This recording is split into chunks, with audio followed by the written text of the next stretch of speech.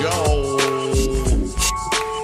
It's Monday night. Not only that, but it's Music Maker Monday night. Yeah, thanks for hanging out with me tonight. Welcome to the show. It's 11 p.m. You've made it. You're here. You're at the Acts&Nacho show. Give yourself a big hand for that. You guys are amazing. Yeah.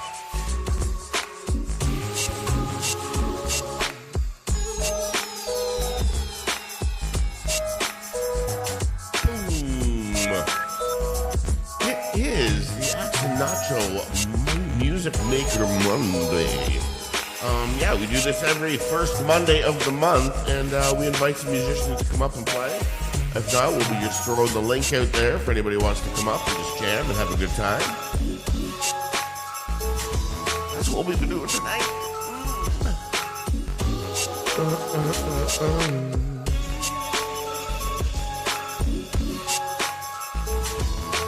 Good to see everybody hanging out tonight. Yeah, Joe Bella in the house. Snooks is in there. Martin from BC. My man. Good to see Joe Bell. All right.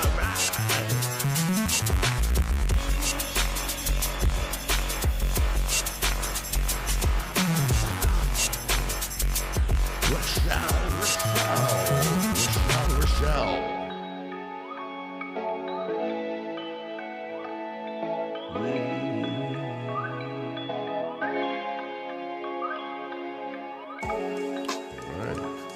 See everybody out there in the chat. Welcome to the show. Don't forget to hit that thumbs up. And share it all out if you can. You know, that's the best thing you can do. Is just, if you can, just share it and be like, hey, I know somebody new that might like this. You know, you never know. So we go. You see everybody hanging out tonight. It is Monday night. It is a Music Maker Monday night. It's a little different show, but we're still going to be cramming some tunes in. Cocktail shop for all those that decide to join.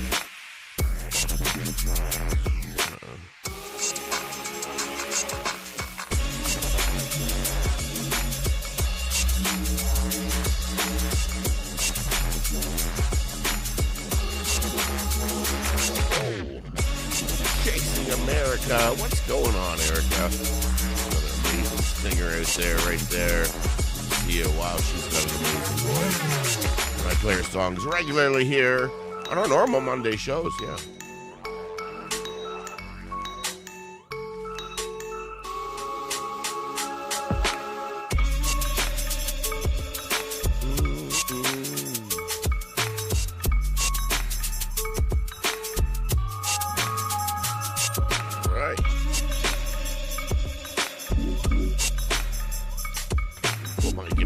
On like a modern day Fred Penner. Where's the word bird? All right.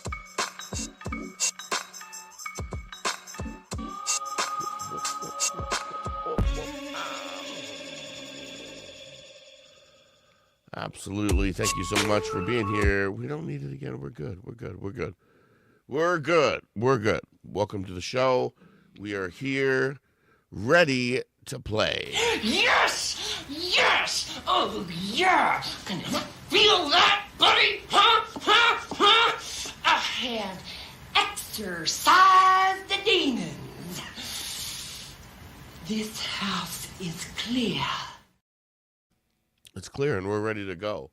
We're going to get the tunes rolling. We'll start some stuff off. And let's see. Yeah, we're gonna keep the beats high. We're gonna try to set the tone, and you know, sometimes I stay out too late, and if I got to do this, you know, I got to do it. So let's just do it. There's nothing I can do. Welcome to the show, everybody. It is Monday night. All you cheeseheads out there, welcome to the show.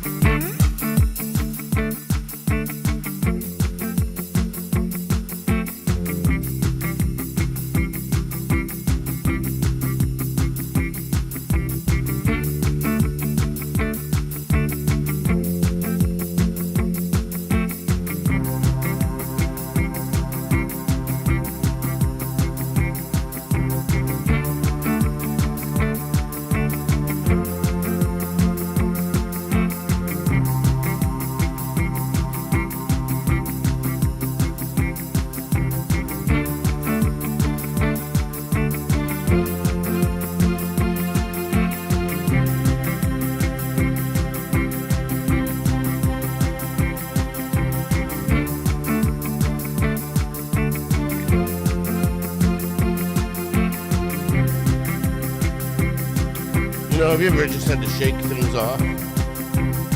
It's not the beat he's going with. That's how he's gonna start the night out. I don't know if I trust this guy. I wouldn't either.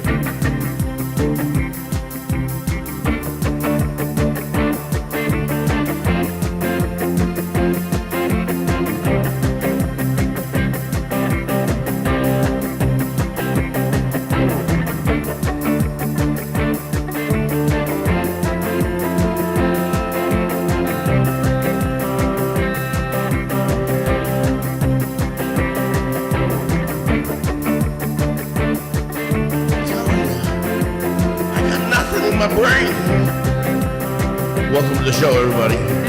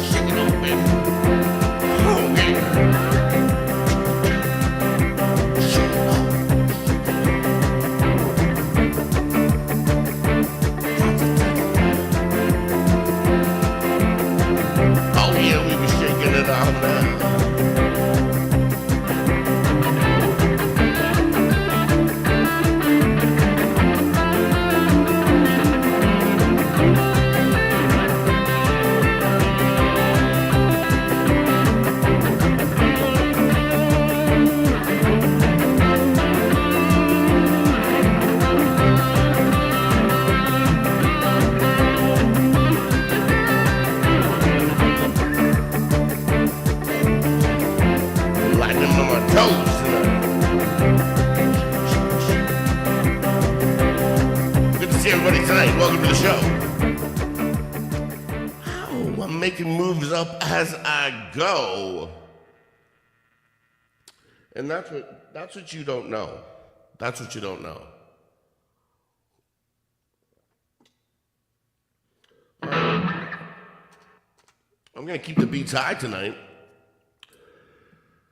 Change things up a little bit as I go. Making moves up as I go. Let's do it. Let's rock some beats tonight. Hope you guys are in a good mood tonight. Sharing it out. Hit that like.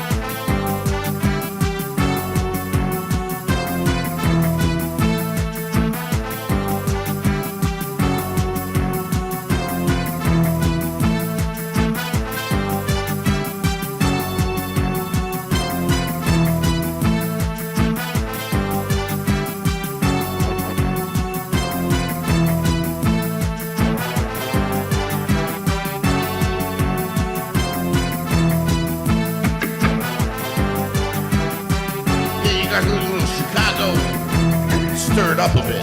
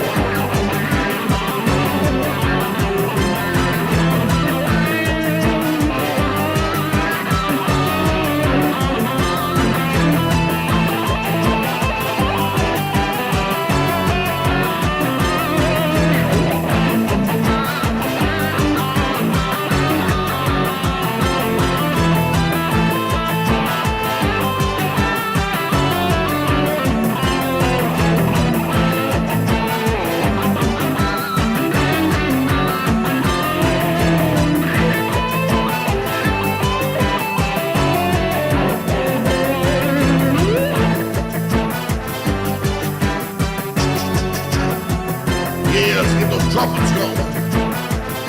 Yeah, go. Waiting for the break of day. Yeah.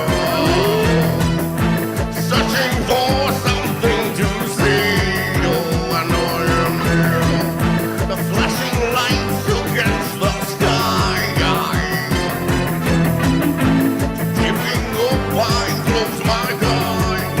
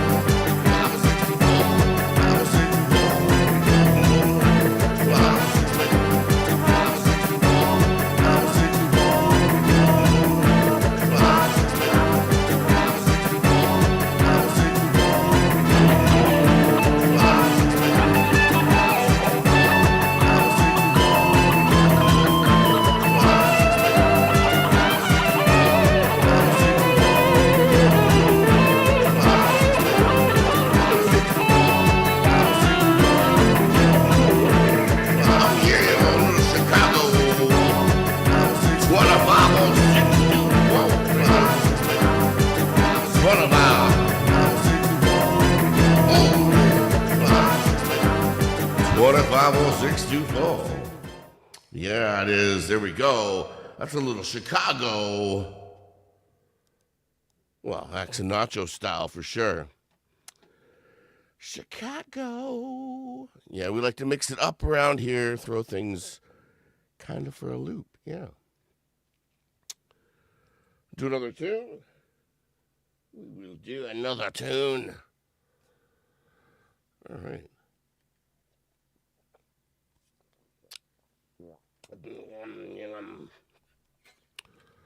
So this is a Monday Music Maker Monday, which is cool because I'm making all these tracks right here for you live on the fly.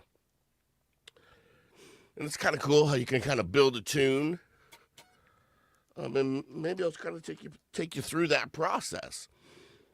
So usually what I like to start out with is like a drum.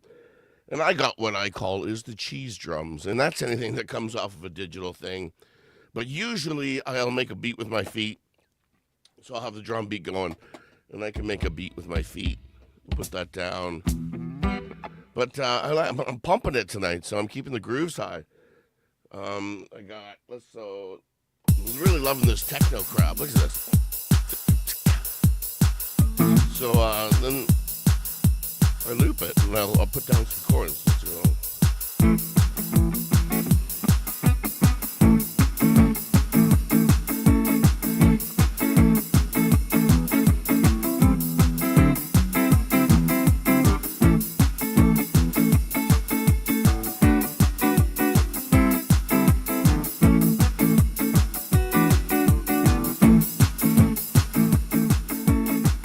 There, we got our first loop, and as long as it's good, we like it. Listen here, Snooks. We do that after midnight. We peel those bad boys off. So let's throw the groove down.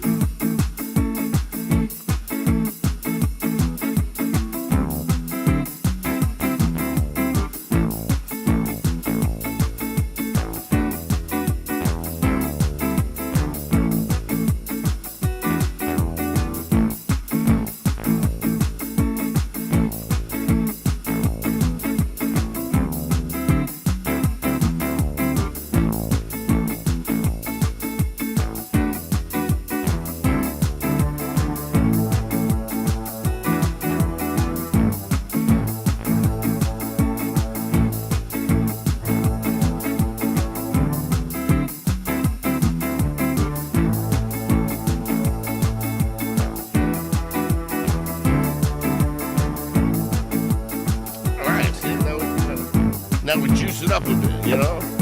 Here we go.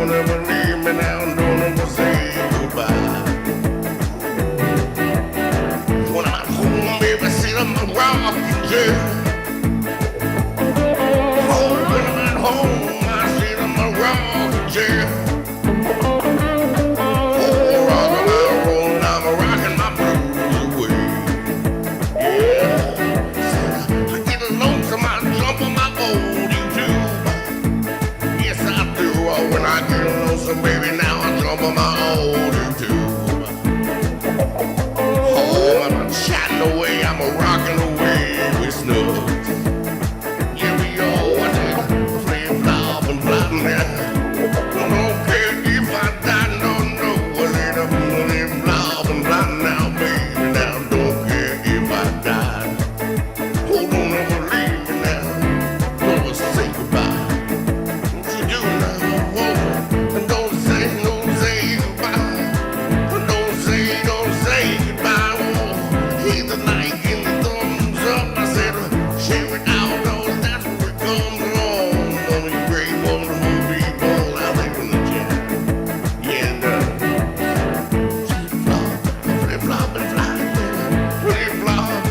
blah, blah, blah, yeah, blah, blah, blah. Don't care if I die. Don't ever leave me now. Don't ever say goodbye. Oh, here come my baby now, flexing the new go-to. Oh, here come my baby now, flashing the new go-to. Oh, when the mouse so small, and a mumble and a baseball bow. I said, oh, live long, live long, and blind, live long, and blind, live baby now. Live long, and blind.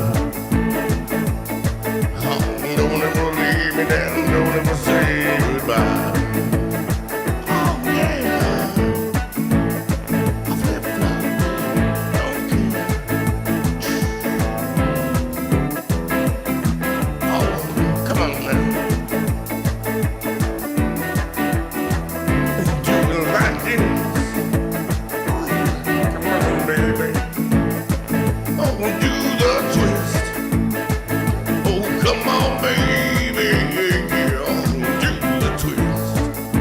Oh, take my little hand down, baby.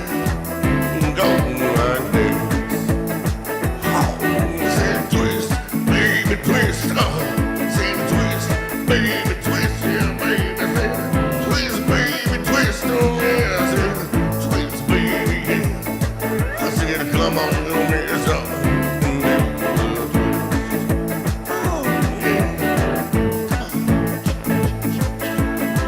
Just go like this. I said, oh, come on now.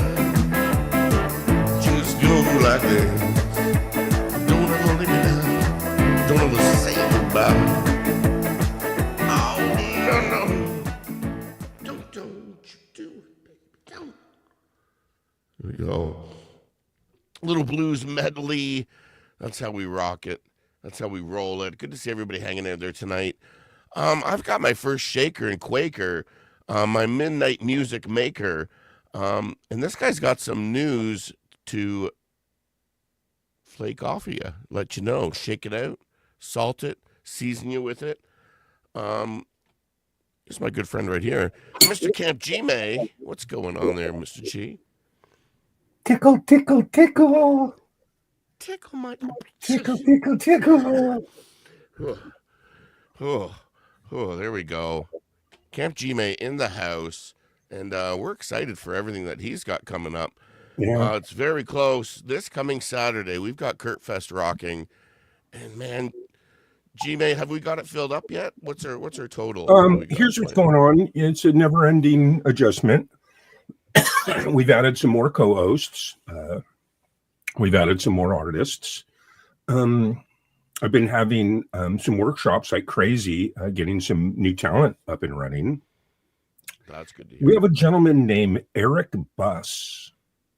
He was actually a good friend of Kurt's, long time. And he jams. He's really good. He just didn't have the audio. And sure enough, we had a private. I said, go get this, go get that. And he had a bunch of cool stuff on top of that. Completely dialed. He is incredible. He sounds so good.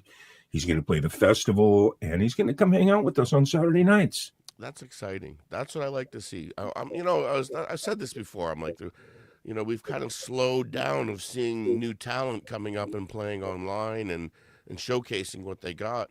And I love the questions that we've been getting, kind of like, where's my startup come from? What are you guys using to start up? Yeah. What kind of equipment are you using? What do I need, right? And there is a bit of a requirement. Right. You do need to have a bit of a requirement to come up and to kind of play these platforms. But it's not much. It's not a whole lot. And once you're there and you're dialed in, you get hooked up with G May over here. He dials you in, and you're set. He sounds so good, man. And what's cool about him is he's got a really unique style.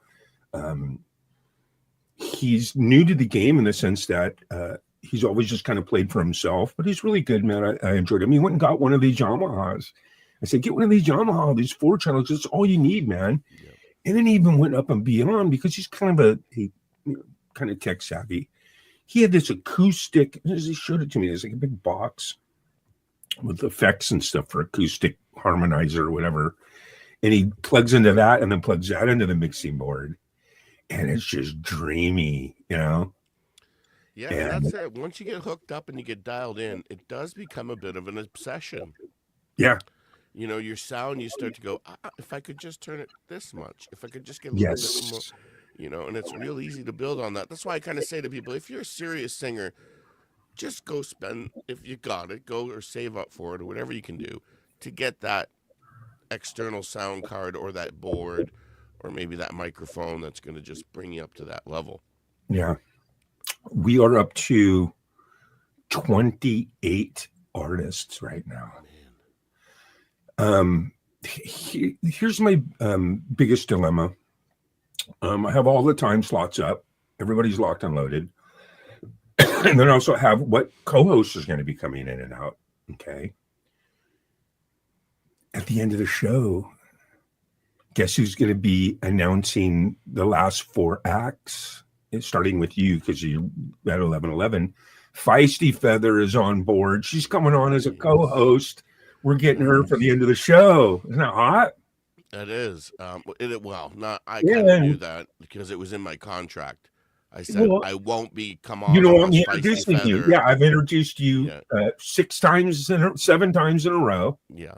You want someone else introducing you? That's it. It's in my contract, and I said I need Feisty Feather to do this, and G May worked to try to get her in there, especially to be a co-host and to announce me. I'm glad that it worked out. I think Southern Soundgrown announced you at Country Fest, though. Yeah, I'm pretty sure she did. Yeah, I'm gonna have to dig that clip up. Pretty sure. Play that clip one of these Saturdays. Yeah. What else? So Feisty Feather is on board. Lori's Mishmash is coming on board.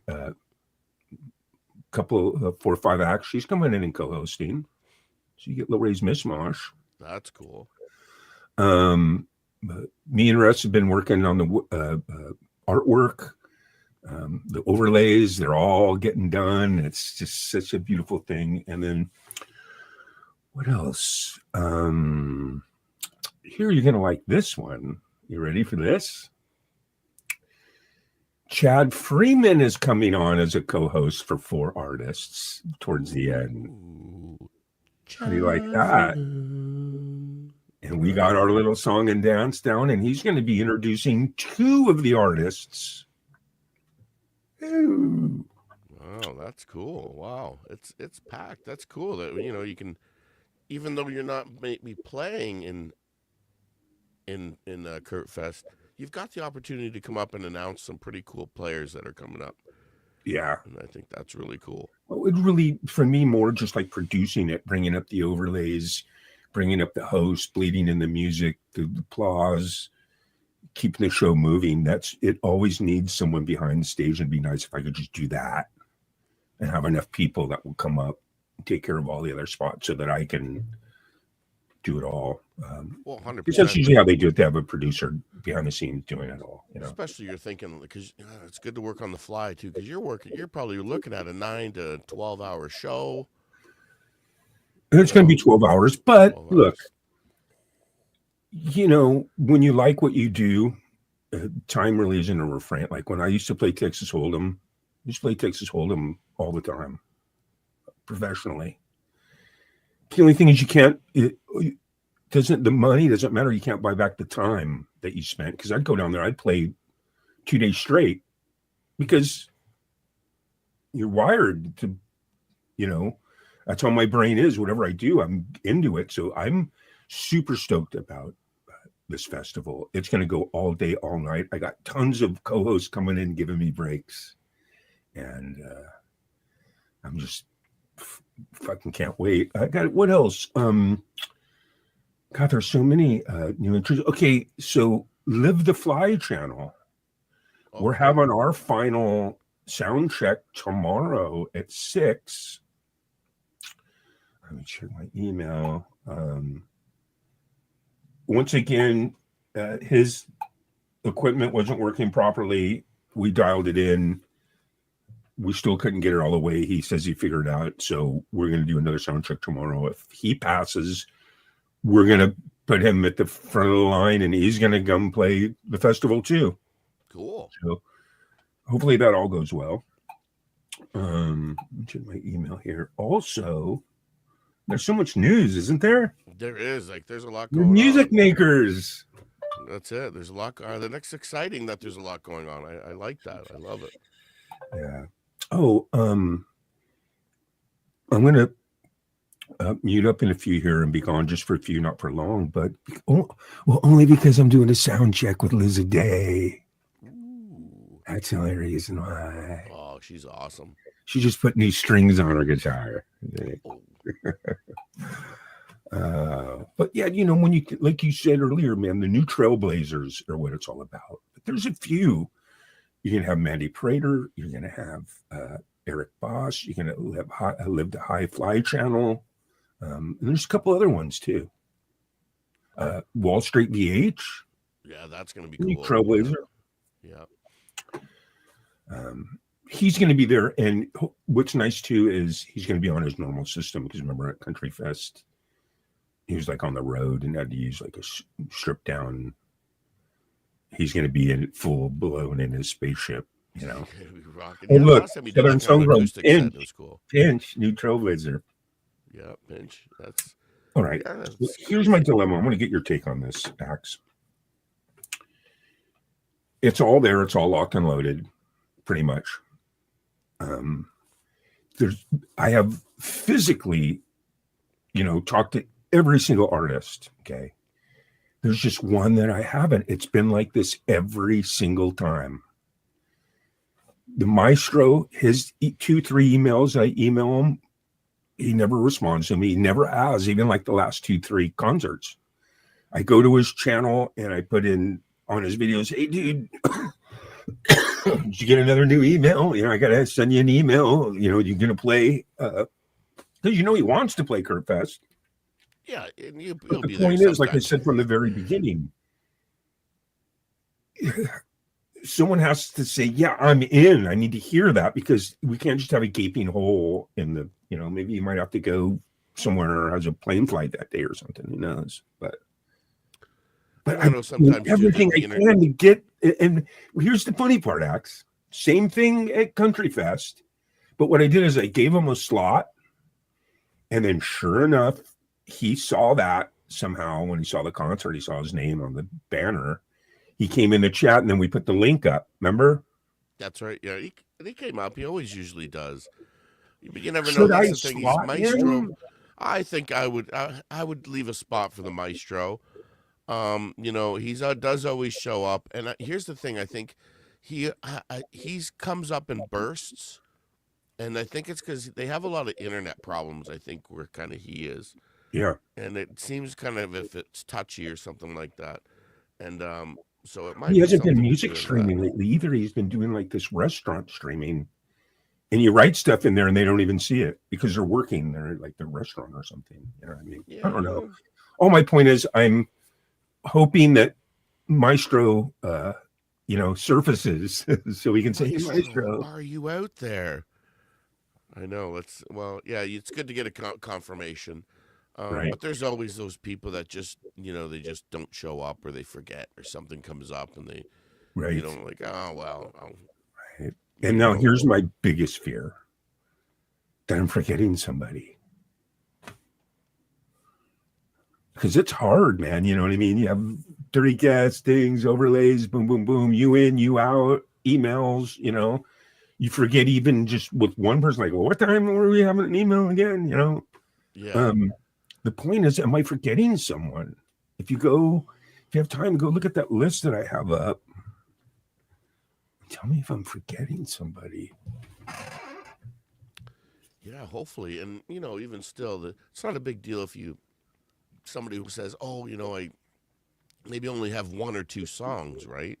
They might not want to fill the whole 20 minutes. 20 minutes. Well, I think he's good for 20 minutes. I think of anything as when someone doesn't, when you have a 20-minute hole in the middle of the show, it's because you already have to do a 4 or 5 minute co-host palate cleanse. Now you just got a 25-minute. 25 minutes is a long time, Yeah, no, it's a lot of work. Like you got your work ahead of you. I don't know if you got Natasha helping you that day or somebody's, helping you in the background, hopefully. Um, but yeah, it's going to be an intense day, that's for sure. Oh, it's going to be so much fun. It And I'm is. going to have so much fun with different co-hosts and stuff. It's going to be fantastic, man. And I think more of anything, Acts, and I'm still going to say this because I've been saying this all along. Everyone is wanted. Everyone is included because I dig everyone Yeah. equally. Okay. So all you have to do is, let me know. That's Yeah, all. and that's all it takes. And then, even still, I guess there's still time to squeeze some people because I think you were hoping for like thinking about 40 people to max it out, right? Yeah, because at this point, what we do is it's too late to pluck someone from their time and do that business. So either you add it at the end or add it at the beginning. Yeah. You know what I mean? At So I this don't. point, I'd rather just add them at the beginning because right now we're starting at 1 o'clock. So if Live for Fly joins, you just boom, we'll just push it back another 20 minutes. You know what I mean? Yeah. So I don't know if this is an updated list, but I'm going to show and share this right here. No, that's promo number 2. So it wouldn't be under the promo. It would be under the No, actual event. under the event You know what I one. mean? The actual event. Let's see here. I'm constantly updating it and then copying and pasting and going to the other ones and putting it up, but I just haven't done it today. It's crazy because that's why in the beginning, Acts, Yeah. I just sort of list. You know what I mean? Because once you start putting the times in, man, it gets really, really crazy, especially when, someone say, hey, it's on my time and, can you make it this time? Yeah. You know what I mean? So you start doing that a lot, move people around, and then you're hoping that.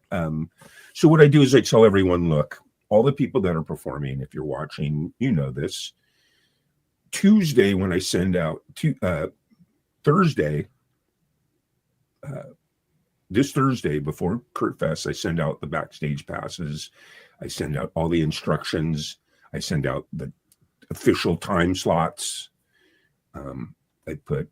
Did you get my video? Acts, the mushroom Yeah. video. Cool, Yeah. cool. For the Because you guys kind of background. manipulate if you want. People can with people with OBS can manipulate the mushroom into their act. And I also give a picture from me, my co-host, behind us. So, and that's all not mandatory. That's all by preference. Yeah. By L'Oreal. By L'Oreal. Yeah, no, it's going to be a great time. Everybody, there's the link Southern put in the chat. And that's going to take you right into Kirk Fest. So you can hit that thumbs up so you don't forget. Maybe put a little message of encouragement in the chat. And again, this is all going for Justine, right? Yeah. This is the amazing thing. Like Gmail has really Well, just right. given Because his channel over to yeah, Justine, and it's been an well, amazing, we beautiful just thing. wanted to dedicate it that because it's leading up. It's all about hype leading up. So it just makes sense. This is the benefit concert. This is the but normally what happens at these concerts, and like I said, you played every single concert, so when the artist comes up, normally we put the artist link, we put the artist, the moderators. They put up the artist, they put up the artist PayPal, the artist Cash App, the artist Patreon, all the artists, because you're here at the festival, anybody that connects with you is going to come over there and connect with you. And we just rinse and repeat all night long. At Kurt Fest, my mods are only going to be putting up her the super stickers would be nice, but Google takes or Pimp takes a big chunk of that. We're not going to tell someone they can't do that, but what we do is we convert that to PayPal, and then we pay her out with that. But we prefer people just giving it to her PayPal. Direct to, yeah. So you just have the link. Every artist has come up. We're putting the artist's link, but we're putting up the fundraiser page because that's what we're doing this for. It's like Jerry Lewis telethon. You know what I mean? Yeah. That's exciting. So, like, what's going on with you? Because I know you got a lot going on. So, how's your music coming on? Because I know you should like take this time to kind of do your own music and stuff. With me, okay, you know that I went in the studio, I recorded 30 songs. I've only made videos to 15 of them. I have 15 killer MP3s, just like, Dumb You Down, I'm Coming Home, Rosewood, you know what I mean? I got a bunch of them. And at some point, and I got a song called LA. Oh my God. And then with all this LA shit going on, it's like, I was going to release it. It was going to be my next video. I'm like, well, maybe I'll wait on that, LA's burning right now. Okay. Yeah.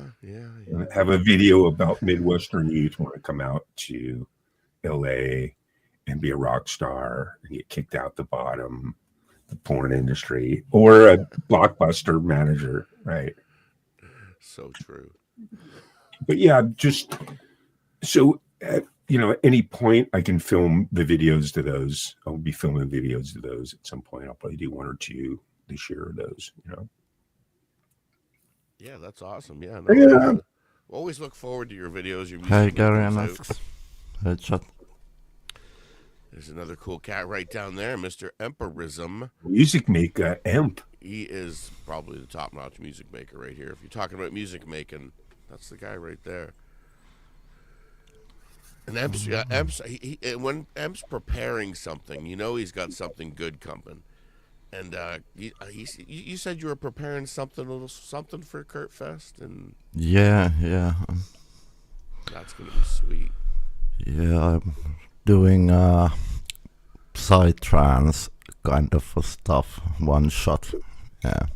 That's gonna be cool. Nice. Live. Yeah.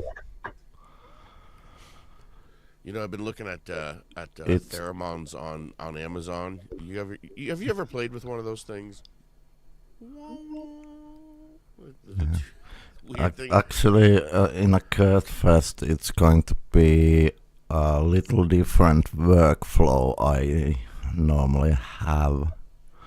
Going a different way. So, yeah, I'll be working on a different way to do it. So, it's maybe looks like same, but it is not.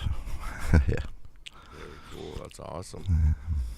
Yeah, no, that's really cool. I'm looking forward to Kurt Fest. Like I said, me and Nacho, we're both going to be there. I think we're probably going to be doing some original tunes.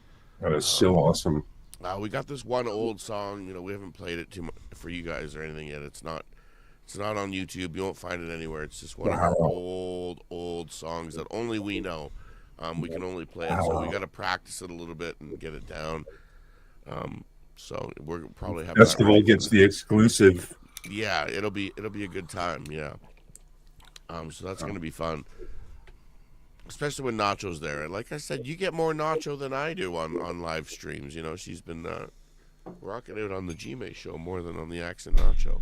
Yeah. What's going on with that? It's good to see everybody hanging out there tonight. We're just hanging out tonight. We're just having a Music Maker Monday. This is every first Monday of the month. I do a Music Maker Monday, and then I invite musicians to come up, play songs, and keep it musician-y like up here. And we see how it goes. And maybe later in the night we just throw the link out, and anybody else that wants to come up and hang out and sing some songs, they can do that. No problem whatsoever. So I'll ask around. G, do you want to play a tune, or do you got to head out for a bit? Yeah, I'll play a tune. Let me see if awesome. Let me check my email real quick here.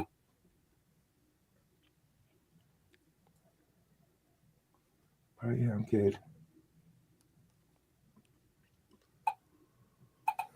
Yeah, cool. I haven't been able to normally when I jam,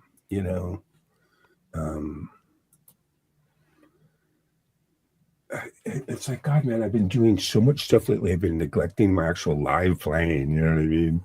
But I'll give it a shot here. I hear you though. Yeah, you stop for like a week, and you're like, ooh. Oh, it's been longer than that.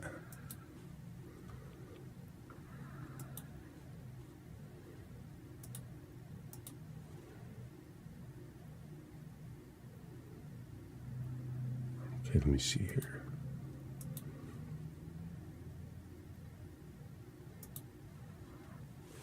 Well, it's not changing.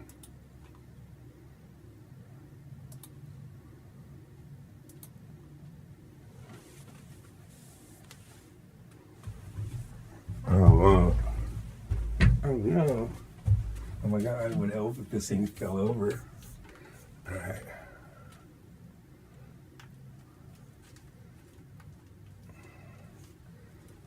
Sorry, man, my camera fell over.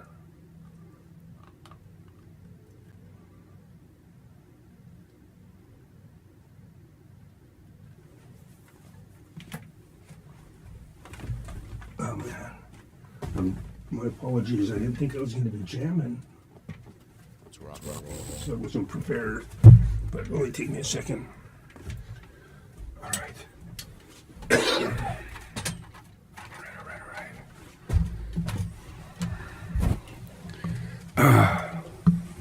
There you go. Can you hear me? Yeah, we got you. All right, sounds good. All right. What to play? All right, I'll play something Max likes.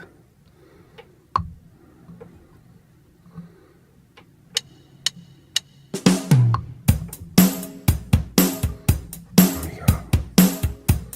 Let's move this over here. All right, I like that beat. Yeah. All right, let's put some bass to that. There we go. Check 1, 2.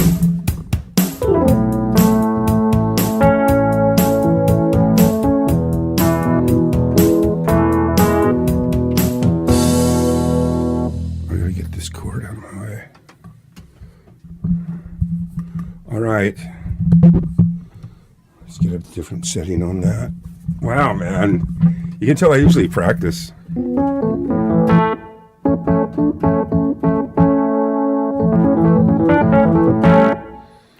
right. Let's get this type of sound now. There we go. Now let's get a different sound here. Just for this part.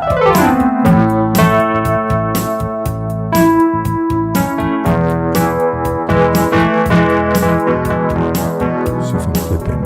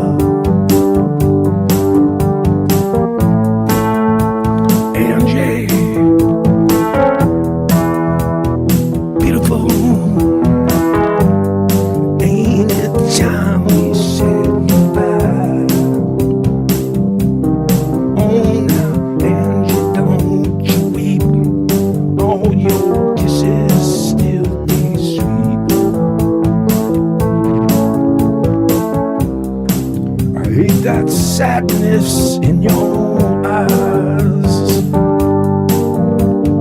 and yeah, I still love you, baby.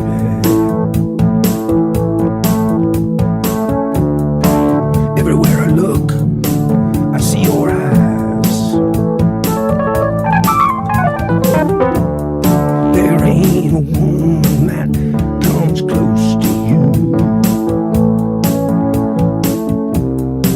Come on, baby, dry your eyes.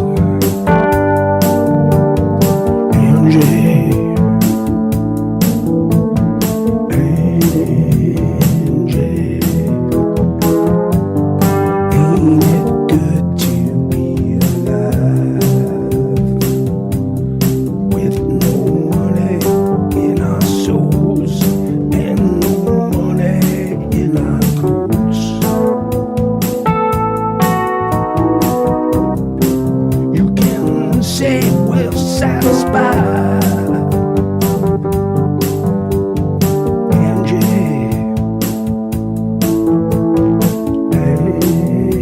Angie, ain't it time to say goodbye?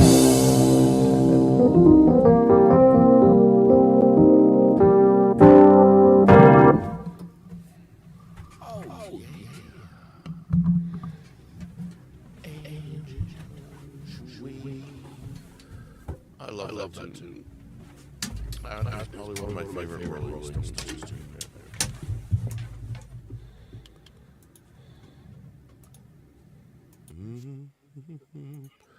I remember I stole my dad's original tapes. He had the original like 1970 something white tapes. They were like cream color with they had the yellow tag on them.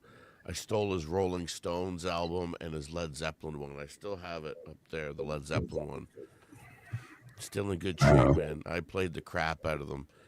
Oh man! And I remember you saying something the other day about you being one of those guys, G, that played your tapes until they wore out. You couldn't read Yeah. them anymore. Man, remember I do one more on that, man. Playing your cassette tapes out so much that you would stretch them or they'd break and you had to take them apart and splice them back together because you liked it so much, and you're like, you put a little piece of scotch tape on there and you kind of wrapped it around, and you kind of wound it back up. Those were the days, bro. Yeah, those are the days. That's what we did for music, man, because we went down and we spent like $22.99 on that cassette. Remember, they used to come in like a big With the ball. pencil, Yeah, right? yeah. Get that number 2 pencil in there. I remember only the rich kids had the cassettes that had the automatic flip, that flip sides automatically. If you got to the end of the tape, you had to hit the eject button and flip it over. Remember, rich kids, they had the ones that automatically played it. I didn't have that luxury. At the end of the tape, because that's Right. how you found like special tracks and stuff too, right? Yeah. And that was You cool. could do the cassette with the number 2 pencil, but with the 8-track, you're like, oh man, what am I going to do? And then you open it up and then you just ruin the 8-track, You did, right? yeah. Those 8-tracks. Well, they weren't out for too long, were they? They were like late 70s type deal. They were kind of like in between cassette. Yeah, for me, the biggest transition was going from records to CD. As a big transition for me because the CD, the cassettes were like, late 70s, 78, 77, and the CD, the cassette. And then they're like, hey, look, the 8-track, I had both. And then you spent so much money on a recorder with the needle. You know what I mean? The record player, man, you spent tons of money on that shit. They were getting so much money at one point. Under. Yeah. Back in the day, those things, every good thing cost more than a house today. And it's funny, the one thing that's still being made and brought back in a big way is the record. You can still buy modern day record players. You can buy record players that are like this big, and they just set on top of the record, and they just circle around on its own and put out the music through a Bluetooth speaker. Like that's how record players are this now. They just There's all the Sony Walkmans, huh? Oh man. Oh yeah, the good old Sony Walkmans. I was back in like the early '90s when everything was spaceship. Everything had to be like a spaceship. Like even the Sony Walkmans, there were those big yellow bricks, and they were like watertight, and you had like that's an old one. Yeah, Yeah. that's the original one right there. Yeah, and then they came out with like the shockwave ones where they're like this big, huge, Yeah. like watertight submarine. Oh man, so many generations back in the day. We Yeah, had the love original. those We, things. we we had the original Walkman stereo. It was a little boom box, and it had the Sony Walkman Yeah. where you put the cassette in. It slid out, and it slid back into the boom box. Yeah, Yeah. that was top notch stuff back in the day. Yeah, hardware integration. Oh man, and everything took like 8D batteries. Yeah. um, And did you ever do the buzz where, I had me and my buddies, we had our little band and shit, right? And you get that boom box. I think it was like 17 or something. So that would be like 18. That'd be like 1980, 81, right in through there. And you record, like, you put the cassette in there and you all jam and you name it like an album. The side one of the album, that side two, and this is the name of the album. And then you put it like, you had like a nice little cassette carrying case, right? And then you put it in there. And we had like 20 albums, but you listen to them all, and it's all it sounds like chipmunks. But it sounded fine then, though. Like it's almost like our ears Yeah. have been toned. We've been listening to so much high def stuff that we've lost the hearing for old scratchy stuff. Yeah. yeah. Actually, I just recently stumbled on one video again with the debate between CD, digital, and versus vinyl, analog. And that is most interesting thing because they try to prove it that the analog doesn't sound any better than digital, but they are so freaking wrong. Yeah. I've always said that you can't compress a sound file and not have it sound the same. Yeah. You Yeah. can't. Like I remember when the first MP3s and all that started coming out. It's like the more you shared that MP3, the lesser quality the sound always got, right? Yeah, it's compressed audio. Yeah. From 1979 to like 1989, I went into the studio and recorded a bunch of my shit with the band I had at the time, the original band. It was all 1/4-inch tape, and I came across a couple of them, and it's really cool stuff. It wasn't the greatest in the world, but it was cool stuff, and a lot of stuff you could cherry pick. It was a long time ago, but none of the tapes were any good because when they went to try to get the stuff off them, the tape just completely peeled and completely ruined his machine. The tapes that I had of that. And then I had a couple of 1/2-inch ones, and it wasn't until just 2015 where I started recording my stuff digitally. What was the first cassette you bought? The what? What was your first cassette that you bought? Oh, you mean like music-wise? Yeah. What was the first one? I man, I was just growing up, man. I was a huge fucking Motown. The bass player that played on all that shit, all those Motown songs, I think is one of the greatest bass players. So I think I had like a Motown's greatest hits, man. It just had, Yeah. But that was like at a young age. I mean, it was really young. It was just like, oh yes, I'm the great pretender. I actually have it still. My first bought cassette. It's here. Yeah. Iron Maiden, nice. But then you got to remember too, Accident a couple of years later, I guess. It was 83, if I don't remember wrong.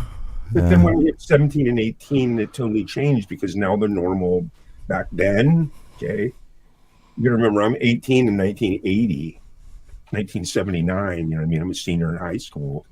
What was cool back then was like bands like fucking Ronnie James Dio. Like I saw him in Yeah. '85 at the fucking I was 21, so I had the wristband and shit. But fuck, I saw him like at a San Jose Civic, which is only like 5,000, which is fucking fog and fucking crosses and lights and and you're sitting there just going, fuck, man, and you buy into it because it's just crazy. So, you go from loving Motown and Sucker for a Melody to, Van Halen, like an AC/DC, this and that. And even around that time, about 1980, 82, most of the people that were into Kiss were like little kids and stuff, for real. Now it's nostalgia because everybody looks back and I'm like, oh, Kiss, my first Kiss, But at that time, most of the stoners weren't going to Kiss concerts. Most of it was like 13, 15-year-old kids, Yeah, I remember the first album I bought with my very own money, the cassette I bought. I remember it was a Bon Jovi cassette. Don't tell anybody. But I remember Right. I remember I had like money Nothing for my wrong. birthday. I was like, here's my own money, and I went and bought it. And man, I had every single Rolling Stones album there is. Yeah. But I lost them all when I was turned 21. yeah, no. Now we look back and some of those, some of those cassettes and some of those albums that we had, man. I missed that. I missed that Rolling Stones album. Like I said, I still got my Led Zeppelin one. They were like a cream color, like a white cassette with a yellow label on it. Yeah. Man, Dude, all of those Beggars Banquet, fucking Let It Bleed. so good. Fucking all those albums are so fucking killer, man. Some Girls. Yep. This And goes you on and know, on. I mean, after Some Girls in 81, I saw them in 81. I saw them in 1976 at the Oakland Coliseum. I saw they dropped, it was Mick's birthday. They dropped ping pong balls and I was in the fucking 8th grade. I'm fucking taking shrooms going to Stones concert. It's Oakland Coliseum, right? I saw when you watch that video of Leonard Skinner in Oakland Stadium, 1977, and he shows the audience. I'm fucking out there in the fucking audience, okay, for real. Those were the cool shit to go to. Frampton Live that was recorded. I was there at that fucking concert. They recorded that live. So I grew up just loving concerts, man. Bill Graham threw Day on the Greens out here like crazy. And 70s Day on the Greens was so cool because you go, there's just no security, no cops, nothing, That's why it's hard for me to even go to concerts nowadays because it's a bit like different. Yeah, I was a big gunner as a kid. I was a big gunner. That was the first cassette I got my parents to buy me. They had no idea. I remember I was just a little kid. I got this album. I opened this up Christmas morning. It was in my stocking. Santa Claus got it for me. Use Your Illusion 2. Oh man, I threw that in the cassette player. Started playing it. And then it got to Get in the Ring. And I don't know if anybody remembers the tune Get in the Ring by Guns N' Roses. Yeah, I remember. I had this song blaring through my house at 6 in the morning. Go check it out. Wake Up Call? Yeah, and my parents heard this song, and I was like, what did we just get for you? Oh, man. I always had a bit of love-hate relationship for the Guns N' Roses because People do, yeah. yeah, I love Slash. He's one of the best guitarists of all time, in my opinion. Mine as well. He was, to me, I've seen what he does and what he can do. Like I went through his playing like I would zoom in. And the Duff bass lines was really good. But man, that Axel, shit, I just can't stand him. They had the ability to be probably one of the greatest, biggest rock bands of all time. They could have been bigger than Kiss, bigger than anything else. Bigger than the Rolling Stones. But yeah, that guy, he just didn't work out. It's too bad. It's too bad. They had something great going on. They could have been the Metallica of today, Well, at the same era here in Finland was a band called Hanoi Rocks, and that is a kind of important glam rock band in history, and they had lost their member with a car crash with Vince Neil back in the day, and it was end of the story there because that singer just didn't want to continue that. But Yeah, it happens. it Like could have been the greatest rock band in history, but it didn't. yeah, yeah. And there's so many bands. They try to come back. Like even still, I was a huge Linkin Park fan. One of their biggest fans of all time. If you ask me, am I a fan of the new band? No, I've no. Just can't see it. But I was a huge Linkin Park fan back when they first came out. And a lot of these bands they started, in the '90s. They kind of took off is when they're, '90s had a good run for music. I think it was probably like I say, '90s is the last great decade for music. Anything that great that was made and is still going was probably made in the '90s. It just seems that way. Even you look at Aerosmith. Aerosmith was 20 years ahead of their time. They didn't quite make it in the '70s, but their music absolutely blew away in the '90s. You know what I mean? And they're still popular because of how big they were in the '90s. And Really. things changed a bit in the from '80s to '90s, tonically and soundically, Yeah. because The CD came it out. went more like dance type thing in the '90s. When in '80s it was more like modern talking stuff Yeah, and type it was thing, Alphaville and so on. and it was hard to get. It was hard to get that low end off a cassette. You know what I mean? You couldn't get. The bass was becoming a big thing, and it was hard to get that bass out of a cassette because they were kind of toned high. And once the CD came out, you were able to start to get those low tones, and you could Yeah. really start to play with the music quite a bit. And that's when the CD came out, it kind of changed everything. When it came to sound, that's when I think techno was really able to take a step up. All that mixing stuff was able because they were able to showcase their different layers and levels of sound and what they were putting out. Where else to hear that you'd have to go to the club and hear it live. That's why I always love a thing called the Goa trance, because that thing was made with the DJ stuff from the guys like Jean-Michel Jarre or something. Back then there was nothing to sample with. There was always just funk and some synthesizer dudes. And the Goa trance have that sound. It's just amazing comparing to these days techno and stuff. Yeah. Well, you had big names. Like that was kind of the first time where you had memorable names like Chris Shepard, right? Yeah. People know that name. It's like, oh yeah, Chris Shepard. Yeah, he's a big '90s techno guy.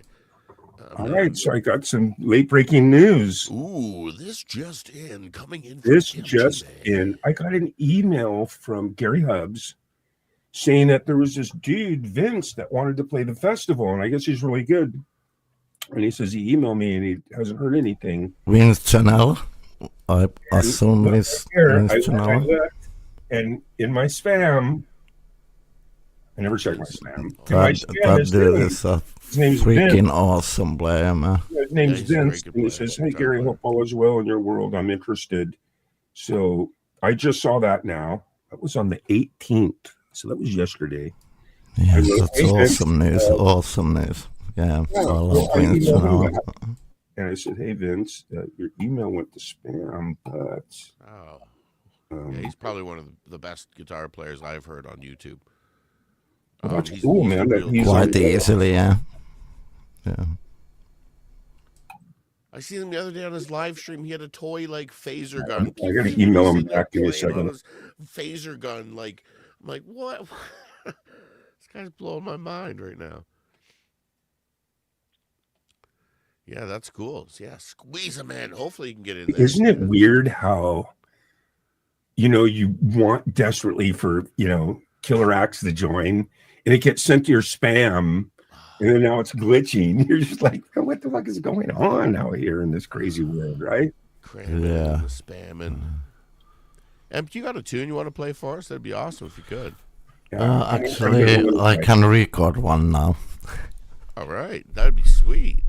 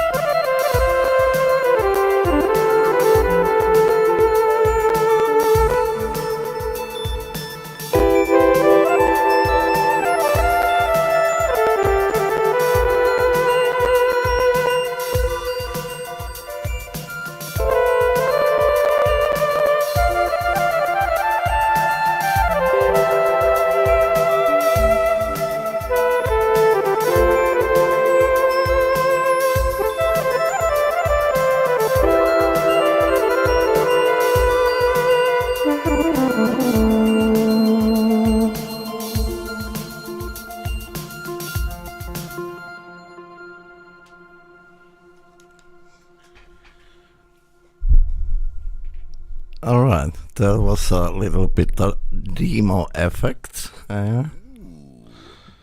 didn't work as it should be.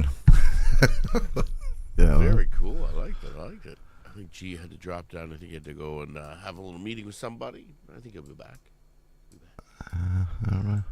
Very cool. All right. Well, maybe I'll try a tune. Get the music going. Let's see. Maybe I'll just do something.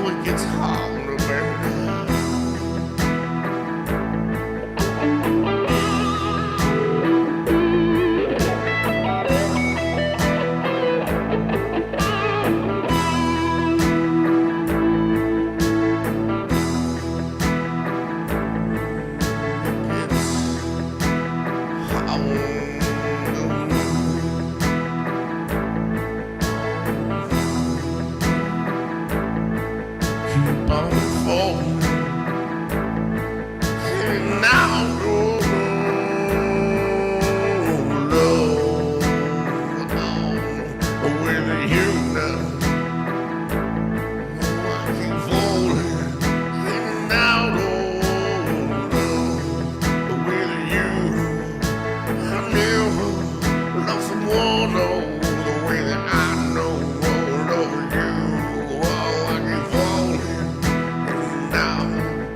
Oh, Lord, baby, down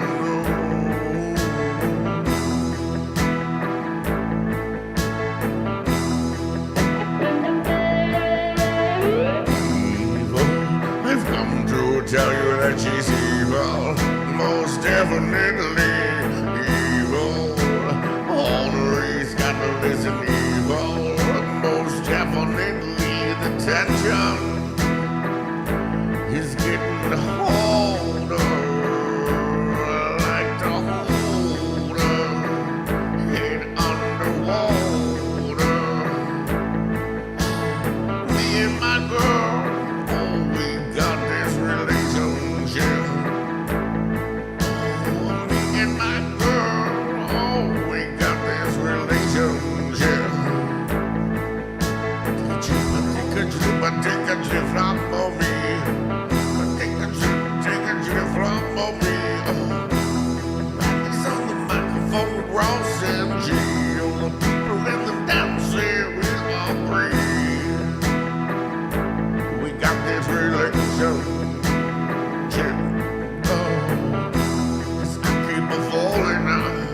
In and out, grow with you. Yeah, baby.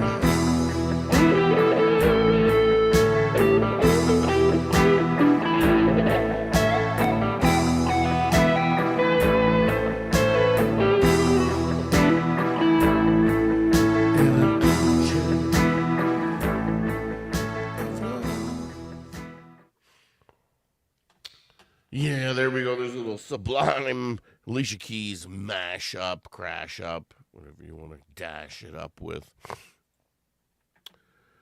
There we go. There's another great guitar player out there, Dan Anderson. Shout out, man. That guy's a fantastic player. Yeah, man. Absolutely. Make sure you're checking Dan out. He just jams away. He's pretty much live every day at around 1, I believe. He's usually live. So make sure you're checking him out. It's good stuff. There we go. Anybody else? Good to see Todd out there. There we go. Southern Songs out there. Good to see you, Camellia. Good to see everybody hanging out there. Oh, come on. You're not one of those? Not one? No. All right. Okay. All right. Well, Limp, you want to do another one? Yeah, I can try. Yeah. All right. That's all we do is try.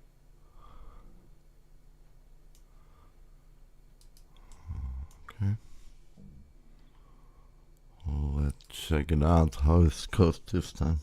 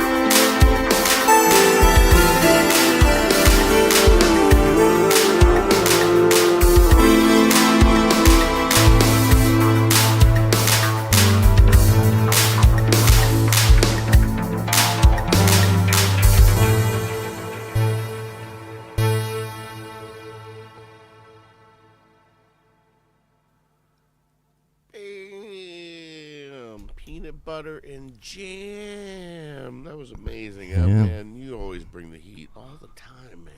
Thanks, man. So good. That went a little better than the first one. It's awesome, man.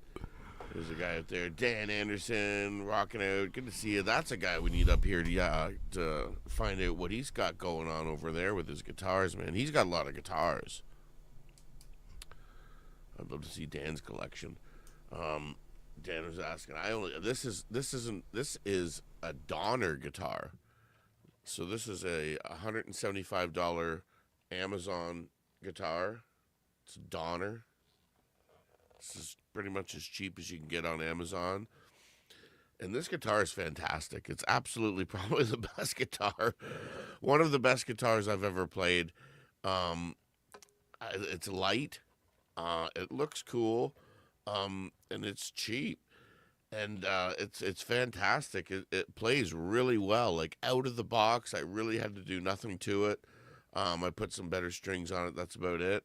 But this thing, I've been rocking this thing for almost 2 years now, and I got it on like a prime sale day, and I've been playing like the crazy thing out of it. Yeah, I love it. It sounds great, and for what you can get now, man, it's insane.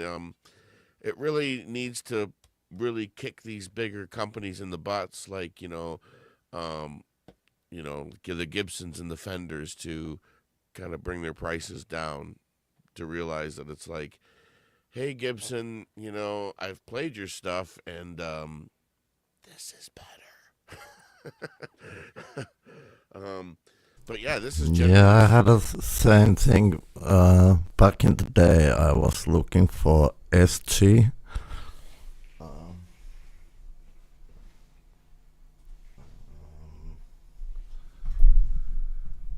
That's quite a big collection you got there, too. Look at all those guitars. Yeah, this one here, yeah. Oh, Gibson SG, yeah. And it's an Epiphone, because Gibson standard SG sound way worse than this one. Yep. And Gibson cost 3 times more, so I picked Epiphone. That's true. And actually, Epiphone is, I would say, a better guitar than Gibson. And the history, actually, of that is Epiphone was actually around before Gibson. And Gibson started using Epiphone's warehouse to make their kind of guitar in the back. And Epiphone was always a better guitar. Just because they're, even still, their neck, they stay in tune better. Gibson's got this bad representation of always being an out-of-tune guitar, and it is true because their neck angling is actually more like this, like it goes way back, so it's a bigger angle of a tilt, and it kind of messes with your tuning a bit. And if you drop the guitar, you bump it, the biggest thing is headstocks break off on Gibson guitars, and that's where the Epiphones and all that, they're a little bit more sleeker. Now, if somebody came to me and said, here, would you play this Gibson guitar? I would be like, yes, I will play it. But I don't think I'd ever go out and spend money on a real Gibson. I just don't think I would. No, it's not gonna happen. If I was going to spend that much money on a guitar, I would invest in a Paul Reed Smith guitar. Those guitars are very, very nice. A little bit or more Hackstrom or something. Yeah. Hackstrom guitars are incredibly good. Yeah, and you know what? There's a lot of private makers out there that can make you a guitar that's just something out of this world for, Yeah, those luthiers, yeah, man. Like, they are awesome. This was my original go-to guitar. And this is actually, I love this guitar because this is a lead guitar right here.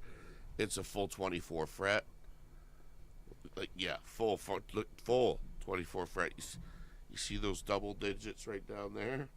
Yeah. And you can, and I love this because you can get all the way down there. And this guitar has an amazing tone.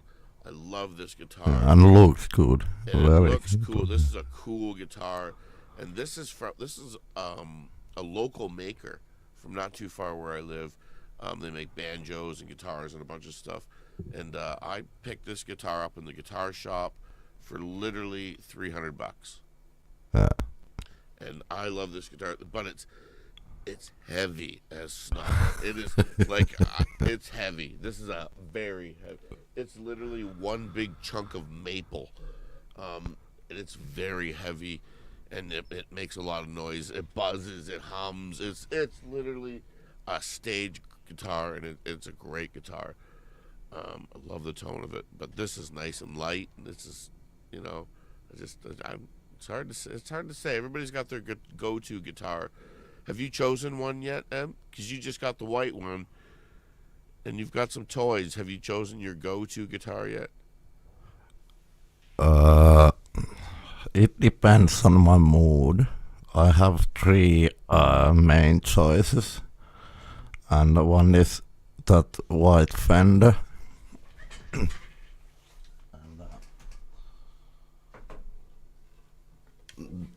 this one here is X-Tone, ESP X-Tone Paramount series. This guitar's not made anymore, but it's absolute beast. It's a semi-hollow body and stuff. Japanese handmade. Yeah, that's a nice guitar. And then I have this one here. It's a Fender 71, I think, thin line. Oh, nice, Telly. Yeah, this is a really good and versatile guitar. Yeah, I love it. I was always thinking if I was going to go a Fender, I'd always go a Telecaster, I think, over a Strat. Yeah, it depends. And Telecaster and Strato, yeah, they are a bit different. Yeah. But both are so versatile, you can do anything about them. If you think Iron Maiden guitarist use Stratocaster, so you can do anything about it. Yeah, and you can, with Telecaster, you can do metal, no problem. Yeah. I remember I sat down in a music store years ago. This is when the Wolfgang version came out of Eddie Van Halen style, and his son came out with that guitar, the Wolfgang, and it was a wailing guitar, and it came out. It had a switch right here on the E that you could just hit the switch, and it would drop it down to a D right away. And this guitar was so nice and beautiful. And I looked at the price tag, and it was like $3,000, and I'm like, "Whoa, Not nice anymore." please put this back." Yes. Do you have anything in a Squire? Yeah, no.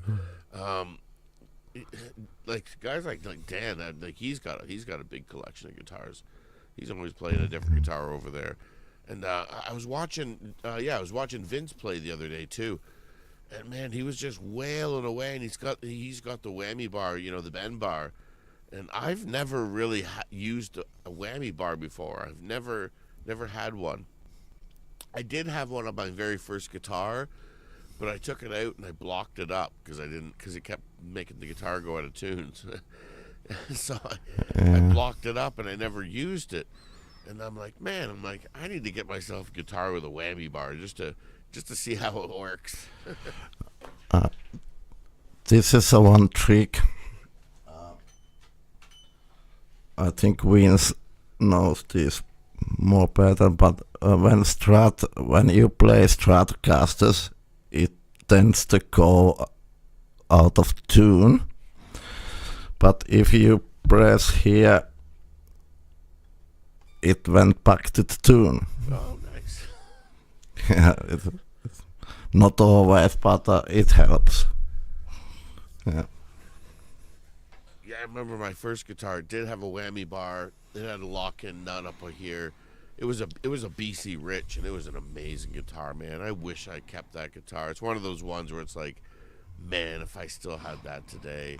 It was a beautiful guitar. Yeah, my actually, I have two dream guitars I always wanted. and one is Stevie Ray Vaughan Stratocaster, of course, and one is Explorer. Yeah, I love Explorer guitars. They always get me to the mood. Yeah, I love this Donner. I'm not. I mean, I am in no way affiliated with Donner guitars. I've never used any of their other products. This was the first. I was just like, I'm gonna get a guitar off of Amazon, a cheap guitar, see how it goes. And this was the one I liked. They had it in stock. It was on like a Prime Day, and it just happened to be a Donner guitar. And I was like, man, this is actually really, really good. I haven't tried any of their other products out. I haven't, but this one, man, I would.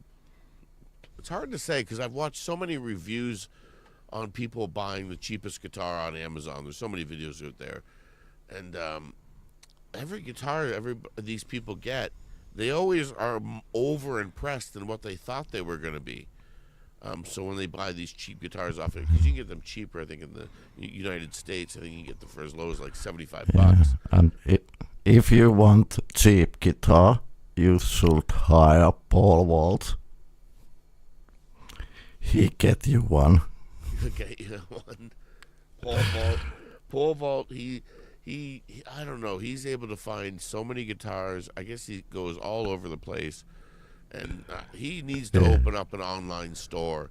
And, I might buy I mean, $100, $50 one guitar. And it's amazing. And those guitars are really beautiful. I think he showed one the other day. He goes, so I got this one for $1.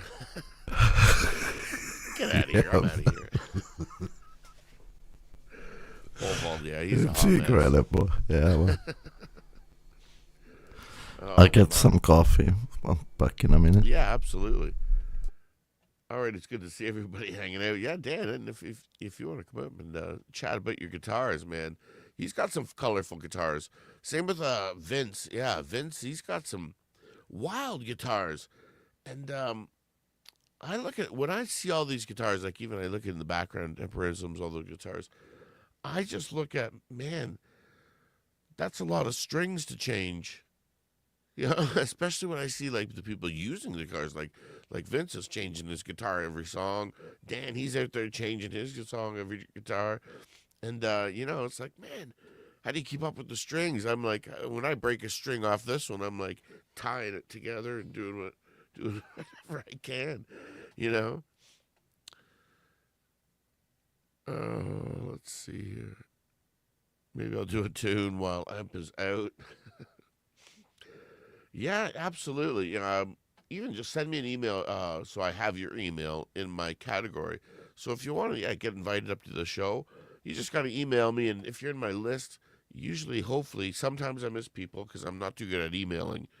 But I try to send some emails out and get you hooked up. Angelique, good to see you. Good to see you. All right, maybe I'll do a tune while Emp is out, getting some coffee. Let's do a tune. All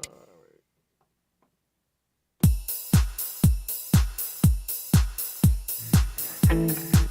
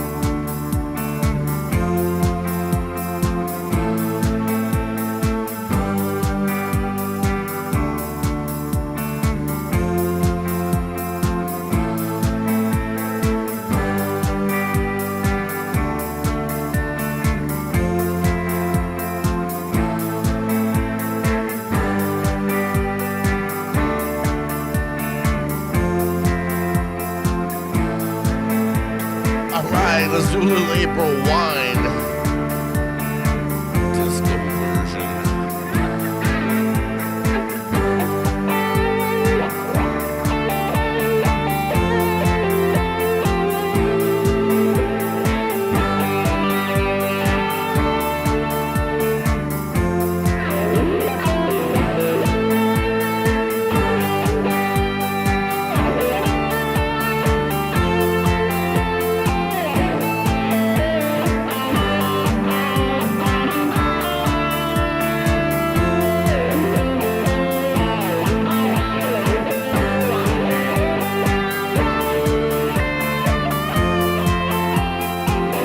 Lightning smoke on the heat rise. Brought the man with the warning lights. Shouting loud and you better fly. While the darkness can't help you hide. Trouble's coming without control. Oh, no one's saying that they got no hope. Hurricanes at the very least. Oh, in the words of the Gypsy Queen. Sounds of the Gypsy Queen. Pack your things and leave. Words of the woman who knows. Take all your golden gold.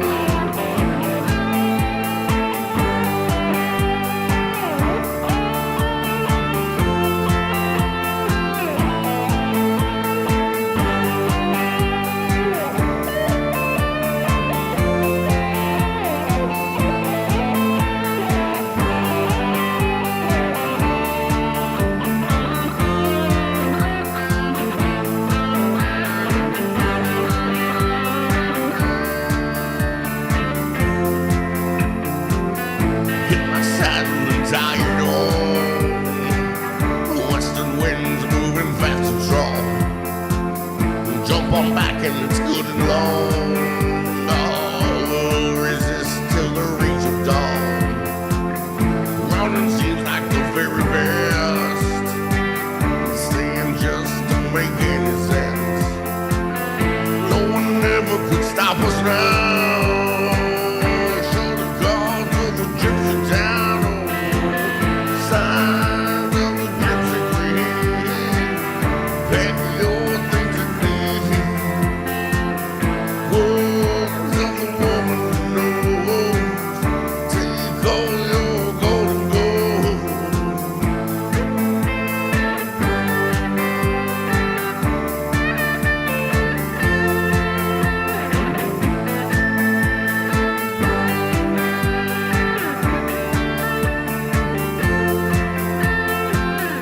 Shadows moving without a sound from the hold of a sleepless town.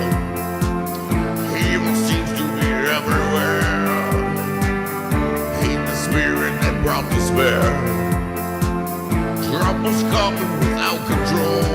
No, no one's saying they got a hold. Hurricanes at the very least. Oh, the words of the gypsy queen. Oh, signs of the gypsy queen. Pack your things and leave. Words of the woman who knows. Take all your golden gold. Signs of the gypsy queen.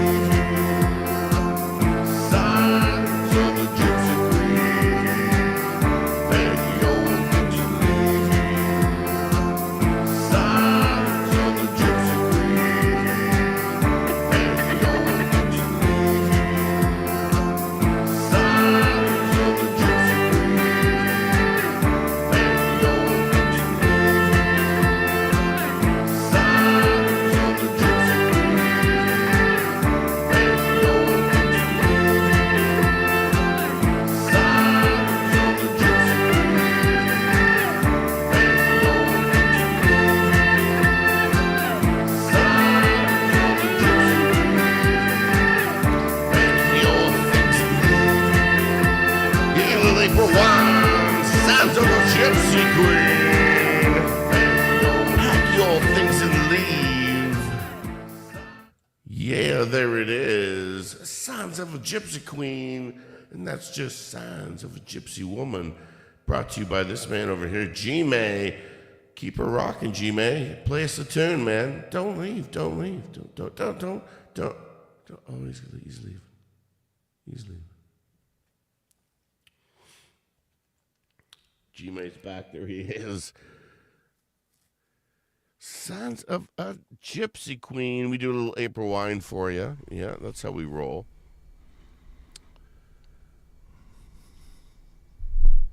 There he is. He has returned. Signs of a G-May. There we go. Well, it's good to see everybody hanging out. This is a Monday Music Maker Monday. And we have Peppers and we have G-May right here. I'm back. I'm back. Man, I just have been dialing stuff in for the concert, man. You know? More people getting their sound going. I love it. Over on Allie Patches, she's making like a poster with all the names on it. Awesome. Yeah. I think that just might be the backdrop that I want for my co-host, is that fire poster behind us. You know what I mean? Little 70s poster. Yeah, man. Names up on it. Yeah, that's going to be good. That's awesome. And then this Vince guy, I'm tracking him down. I emailed him. Said, can't wait to get a hold of you, blah, blah, blah. You know? That's cool. If you can get him up, man, he is so good. Yeah. Man. Well, a lot of times, too, it's just a matter of, hey, well, what time slot is good for you, Because we cover the spectrum. I mean, 12-hour show. It's incredible, man. 12 freaking hours, bro. I've always thought about doing a 24-hour stream. Yeah, Jerry Lewis, baby. Yeah, I've always thought about doing a 24-hour stream and just keeping it. I don't know what it. You should get Wendy as a co-host because she can sleep half of the time. Yeah, I just always wanted to do it. Just stay up 24 hours and just see if I can go to the end and just play 24 hours of non-stop music. Fingers will be bleeding by the end. See if I can go. Monday night to Wednesday night. That'd be wild. If I will do 24-hour stream, I'd probably die for caffeine intoxication or something. Yes, you got to be careful with that. Yeah, too much coffee or whatever you're drinking. Absolutely. I've been drinking just tons of spring water.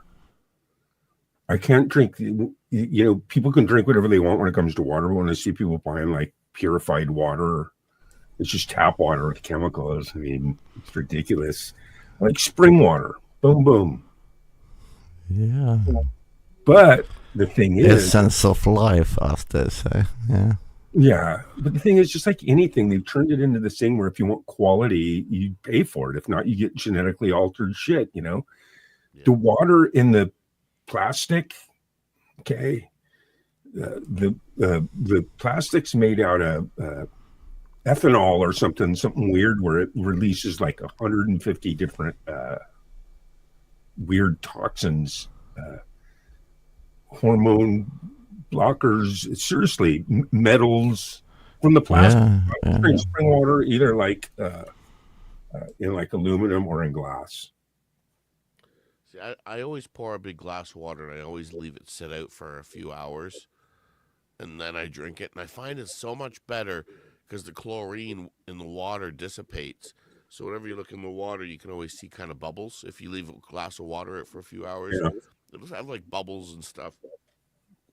And that's like the chlorine in the stuff that's evaporating out of the water. And right, that's crazy, man.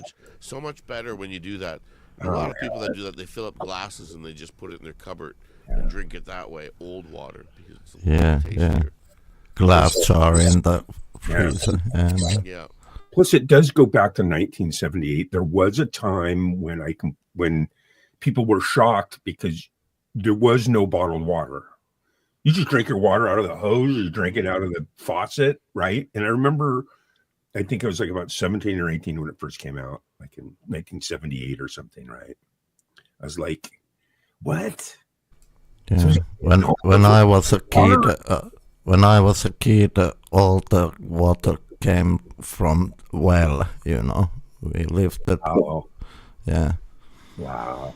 And we didn't even drink that much water. Like I just, it's like if I'm thirsty, you have a sip of water, and that's good. Like back in the kid, you're thirsty, you had a gulp out of the hose, and you're good for the day. That was it. You weren't toting around water bottles and big jugs, and a good gulp out of the hose, you're Yeah. good. You're good. Yeah, man.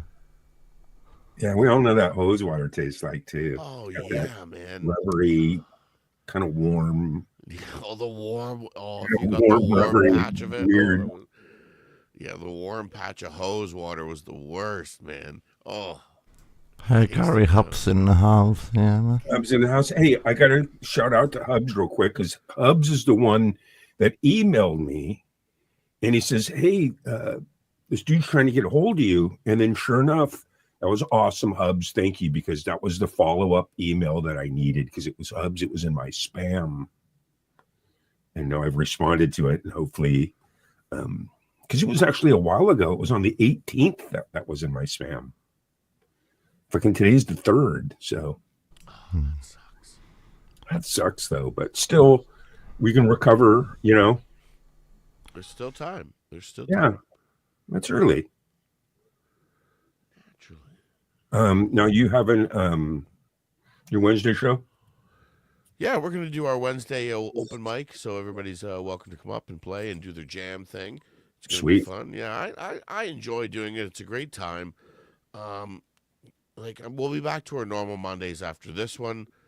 Like I said, we do every first Monday of the month is Music Maker Monday, and I open it up to musicians to come up here and play and do their thing and give an opportunity to that, and kind of showcase what you got. Nice. There hasn't been too many, just the usual suspects. You great guys coming up, and Yeah. I sent out a lot of links, but so I think I'm gonna change the show up a little bit and kind of only showcase certain people. I'm Yeah. really trying to get Michael's songs and let him take over the show, and have him have his band members up and just introduce us to all his new friends and stuff.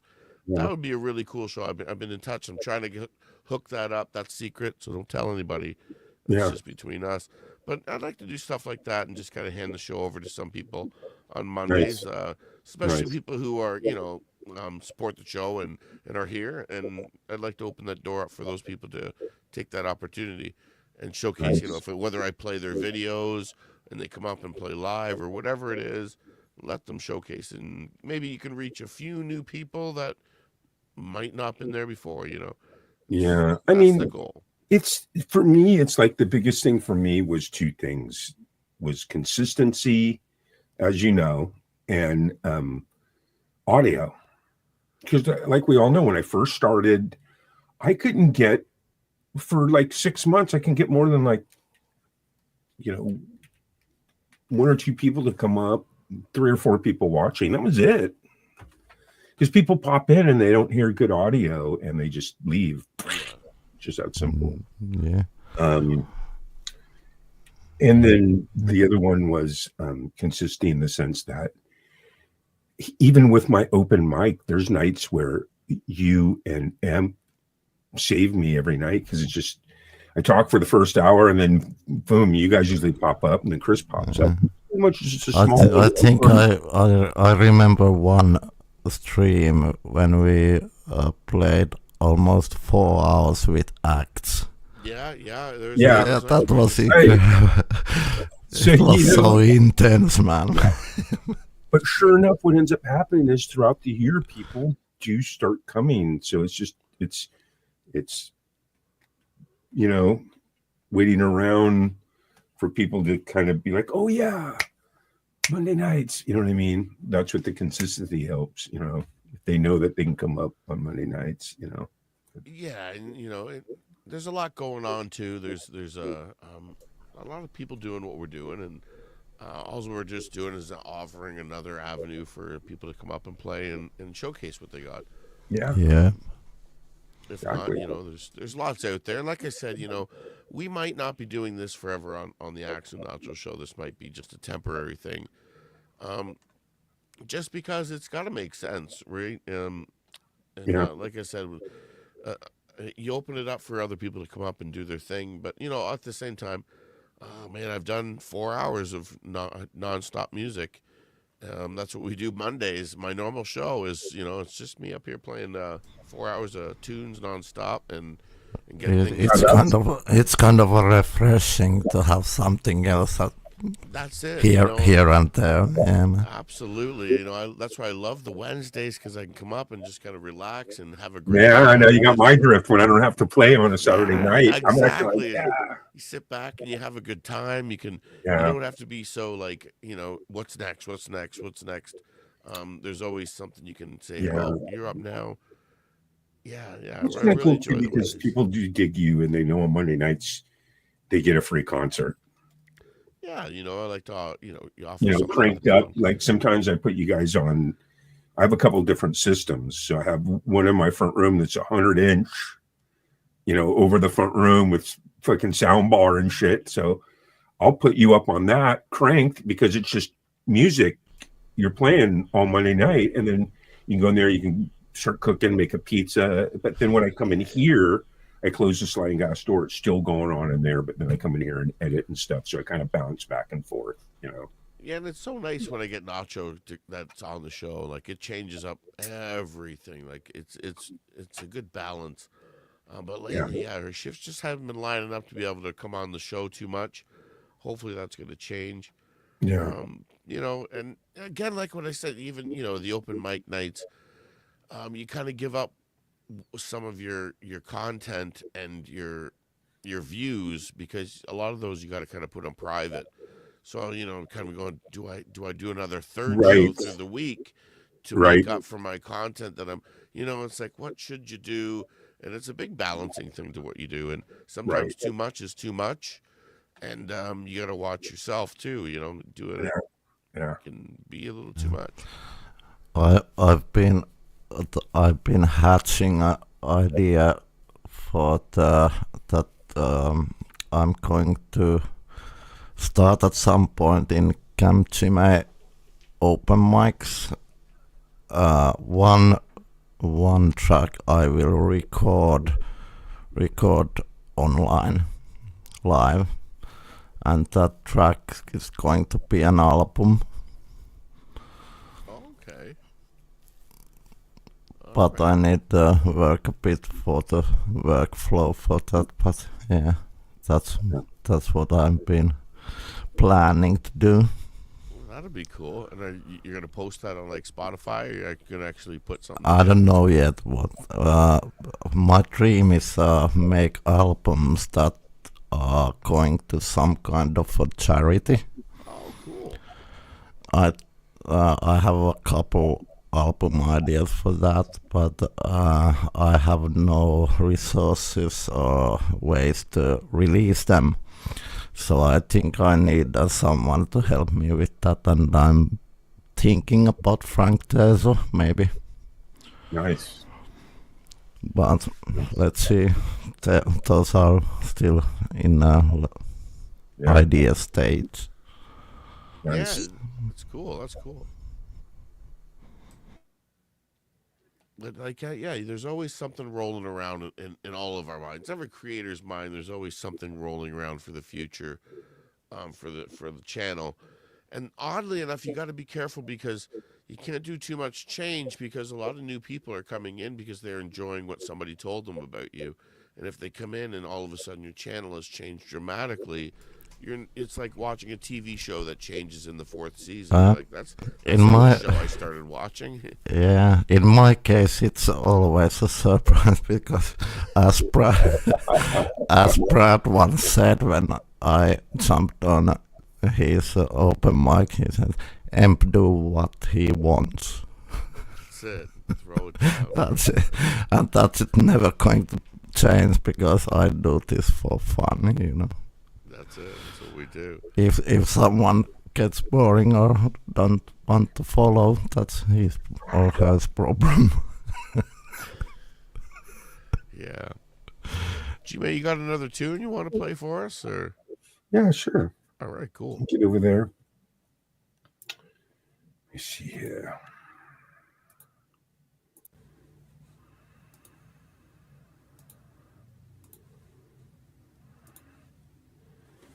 All right. What to play? Oh, shit. Always knock this camera over again. Knocked everything over again, huh? All right. All right, let me check, double check, double check, right? All right.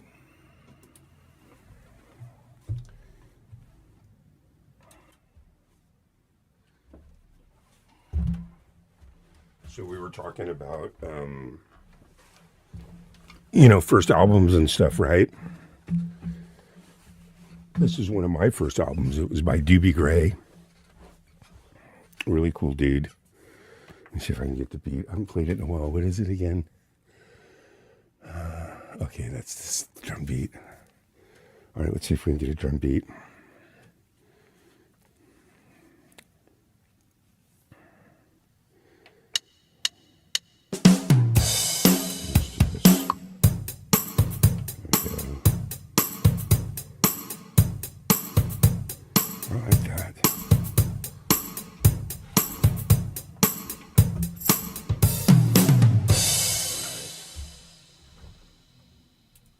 Take a quick shot.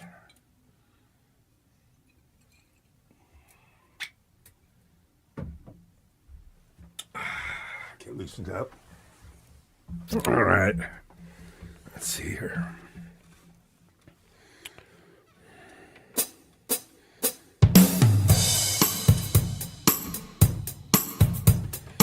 Let's see if that's good enough.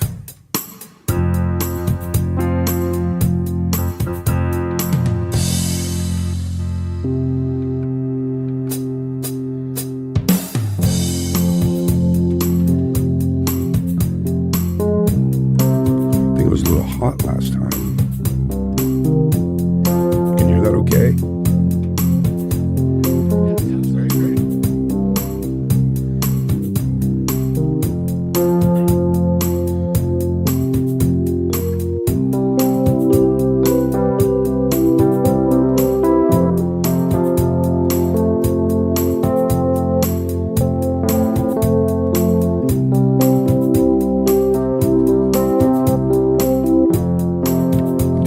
Day, more confused. I look for the light in the pouring rain.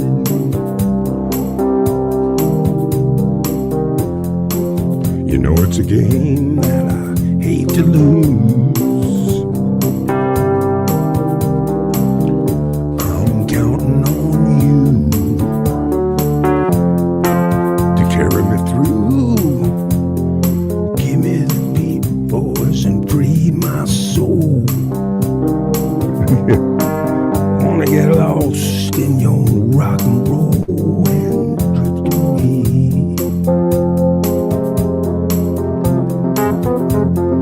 Give me the beat, boys, and breathe my soul. Wanna get lost in your rock and roll and drift away.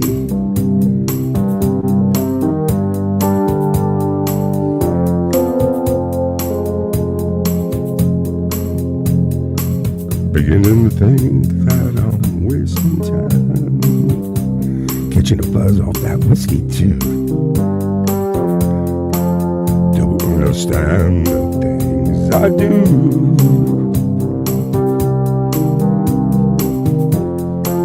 The world outside seems so unkind.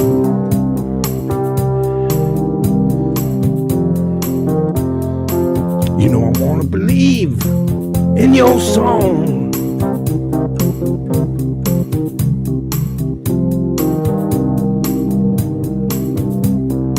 Give me the beat, boys, and free my soul. Wanna get lost in your rock and roll and drift away. Give me the beat, boys, and free my soul. Wanna get lost in your rock and roll and drift away.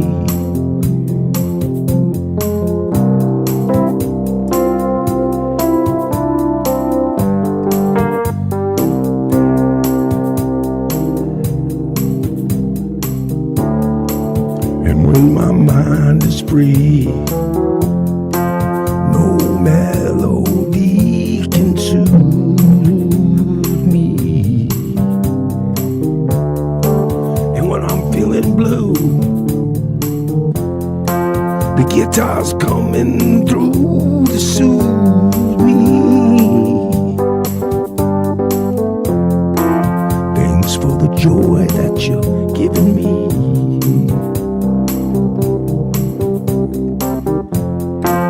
I want you to know I believe in your song.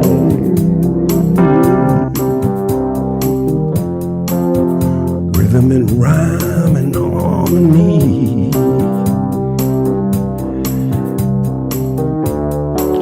You carried me along, making me strong. Give me the beat, boys, and free my soul.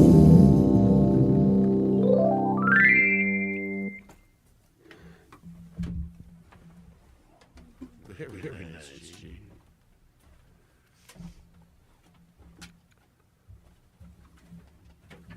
Drift away. With Camp G, man. Damn well performed. Yeah, man.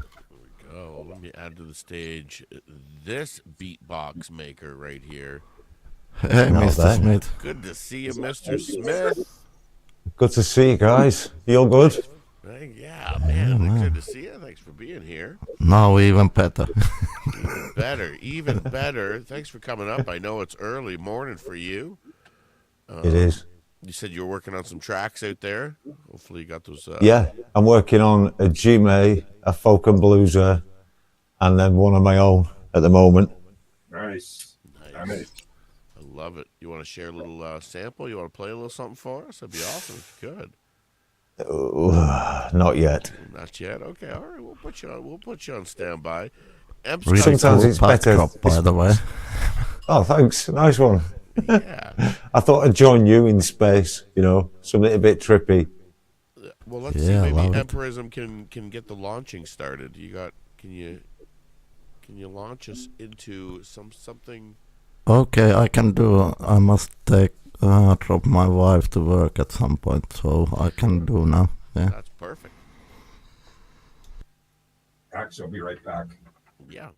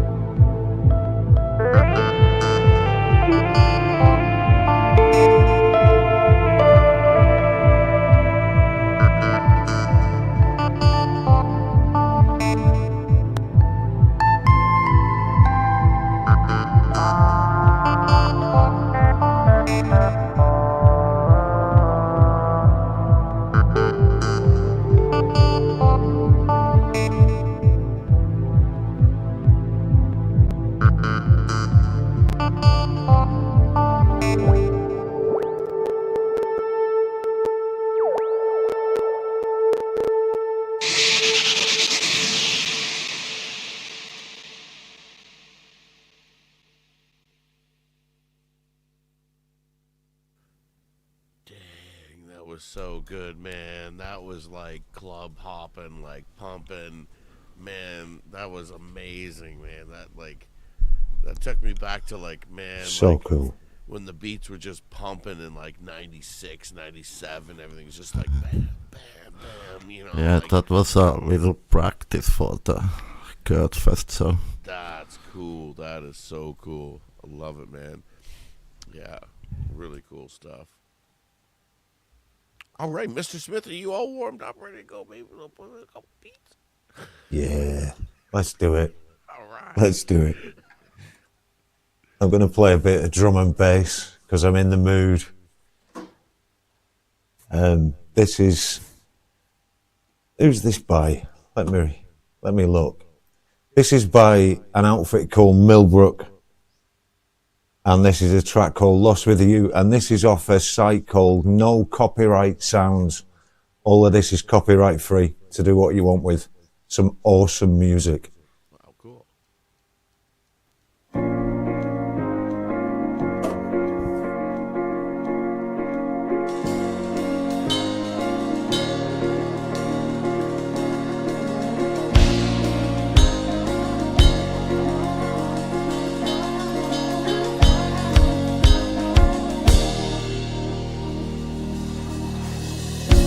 Up all night by myself, trying to think of ways to you. Your voice stuck in my brain, we never got to see it through. And I know I feel more pain if we're speaking truth. Cause when the daylight comes I still lose. So will I feel it again? I just don't know. And I'm hoping I'll find a way to let go. So if you love me, how could you leave me so low? So will I feel it again? I just don't know. I just don't know.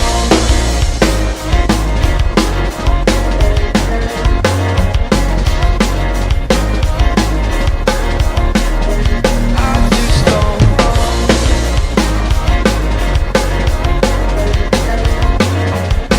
Cause when the day comes I still lose. So will I feel it again? I just don't know. And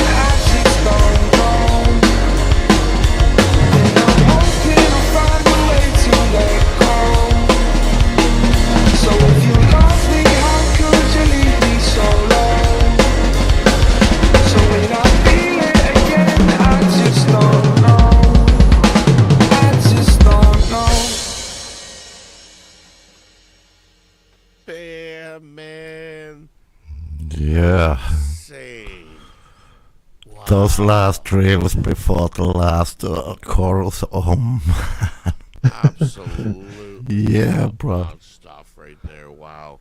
So Nice one. Incredible. That's a cool track too, and now it's all copyright-free tracks there too, eh? Yeah, it's a YouTube channel called No Copyright Sounds, and they've got playlists of all sorts of stuff. You've got drum and bass, hip hop, hardcore, techno, psytrance, soul, massive playlist of stuff to do what you want with. That's yeah, cool. I respect that kind of stuff. Yeah, like I use. We need that one kind of stuff these days because everything is about the money and shit. Yeah, That's what I'm right on you with that amp, and I've been pushing this guy right here to start making his own backing tracks. Yeah. Oh, yeah. Easily do Yeah, that. yeah. I don't think like the world is just loving backing tracks and wanting them, and it's a great way to grow your channel. It's a great way to grow a community. And man, I'm telling you, if you had like even just drumming tracks, I would be using them. And it even goes into maybe you could probably make your own backing tracks for guitarists or whatever else. It's a great way to do it because there's not too many. I use now Shred. That's what I use for. But Okay. because he doesn't get you in. He just does backing tracks. But I use him because he doesn't get you for copyright. I could recommend one channel that is called Sebastian Junino. Absolutely amazing tracks. Say that again. What was that channel? Sebastian Junino.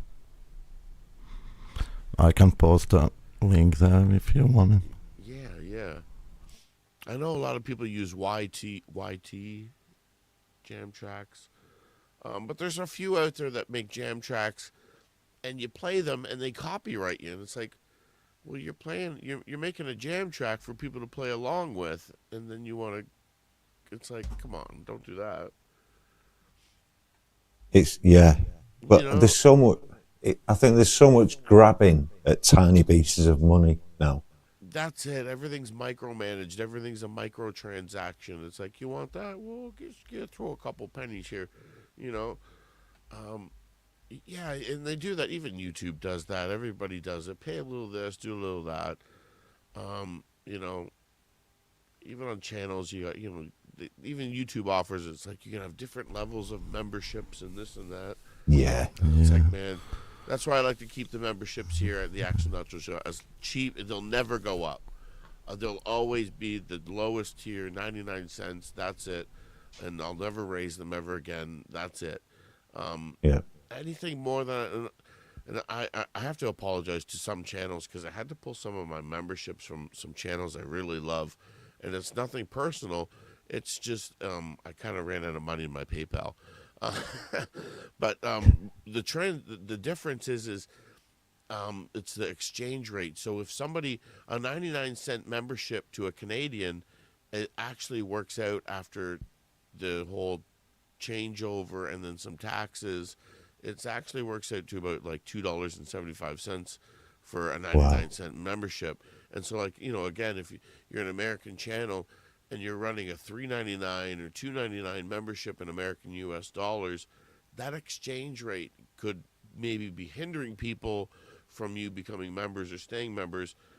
So I'm just saying it's for some of those channels that have those maybe higher tier members. Someone takes a little bit out of that. Yeah. I'm just saying, if you have a $3.99 membership and you have a 99-cent membership and there's 10 people and they go, 5 say I can afford 99 cents and only 2 say, yeah, I'll pay the $3.99. It still works out that, I don't know, I'm just saying. That's why I keep it cheap. Because, I don't want anybody, if you can't afford it. I'm going to drop out for a while, so I'll be back if you're still online. Yeah, for sure. See you around. Okay. Yeah, man. Yeah, so that's why we keep it cheap here. And, you got to look after your people, make sure that, nothing's too expensive. So that's where we got. And I know, Mr. Smith, you're just celebrating. You just got 800 subscribers, didn't you? You just got to hit I did. That's amazing. Congratulations. You should be way above that. You Well, should be to be able to, honest, I can't believe I've got 8. you know, It's yeah, well, you know what? How long have you been on YouTube now on this channel? It's been like streaming for 3 years. 3 years. And the good thing is what is what you got is real, and it's quality and not quantity. That's the one thing. Some people can get those subscribers really easy, but they're not really there. This is it. This is it. Yeah, The one thing I will say about my subscribers is that the bulk of them engage with my channel. So I can't ask for more than that. I'd rather have people who engage than people who just subscribe and forget about me. yeah, yeah. Southern's got it. Organic is where it's at, and I think your channel has grown amazingly organically. You keep doing what you're doing. At 800 subscribers, like I've seen your lives. You're getting good draws into your live to have like that many people come in and see you. That's quality people that you've got subscribed to you. That's a good community. That's a great fan base, and I think your channel is just going to go up and up from there. Let's try to get him up there. He should be up there, up in the 2,000 range. We got to share that out and do what we can do. That'd Right? be nice. That That would be nice. that's where we got to get. And like people go, well, a lot of the bigger channels go, it's not that big of a deal, but they forget those little milestones that you hit. Those are Yeah. the ones that keep you going. I remember when community posts, you had to have 500 subscribers to get that Yeah. community post. I remember hitting 500. I was hovering. I wasn't quite there yet, and then they changed it. Just as I hit 500, they changed it to 100. I Oh, was like, wow. oh, and that hurt, And it's like, Yeah. 'cause you love those little milestones where you're like, I did it. Yeah. I did it. Me shouting something out on my community post, that means something. And then when they kind of knock it down, it's like, oh man, now it means whatever. But that's the way it is. I remember back in the day, YouTube used to give you a plaque for 1,000 subscribers. They used to give you a red play button, Right. and now you don't get they don't send you nothing unless you get like 100,000 subscribers. Is it 100,000? Yeah, for a silver one? Yeah, something crazy like that. I don't even know. And then $1 million for a gold, is it? Yeah, I think. so. Yeah. I was just like, my son, my 16-year-old, he made me in wood shop at school. He made me a wooden YouTube play button out of wood. Yeah. He put 1,000 subscribers on it. Acts&Nacho, and he presented it to him. I'm like, that's awesome. Thank you. I love it. It's on my wall in my back. I was like, yeah, that's there forever. That's cool. I'll save some spots for the silver and gold if I ever get there. Yeah, yeah. Well, one day. It'll happen one day. You never know. You just keep going every single week. Like we've been going here on this channel nonstop. I've been live streaming at least 2 times a week since probably 2000. So for about 5 years we've been rocking this channel now. Okay. And maybe even longer. And we did it for years to 2 to 4 people, just me and Nacho. We just did our thing, what we do now. We just sit here and play music. Did it for 2 to 4 people for, years. And if that's what it goes back to, we're still cool with that. We did a whole show and didn't even hit live the other night. What you see is what you get off screen. And that's what we were doing. So we was like, well, we might as well go live and do this and let other people laugh at this ridiculousness that we're doing. And that's kind of how the show got going. And the hardest part was setting a certain time. I think the moment you set a time frame, because I would just do random 2 lives a week. And the moment I said, okay, I'm going to go live Monday and Wednesday at 11 p.m., that's when things got a little bit tricky. That's when it became a passion and a love to like, okay, now I have a time frame and almost like a job, Yeah, and if you've got people turning up for your streams, I mean, I'll regularly have 35 or so people in the stream.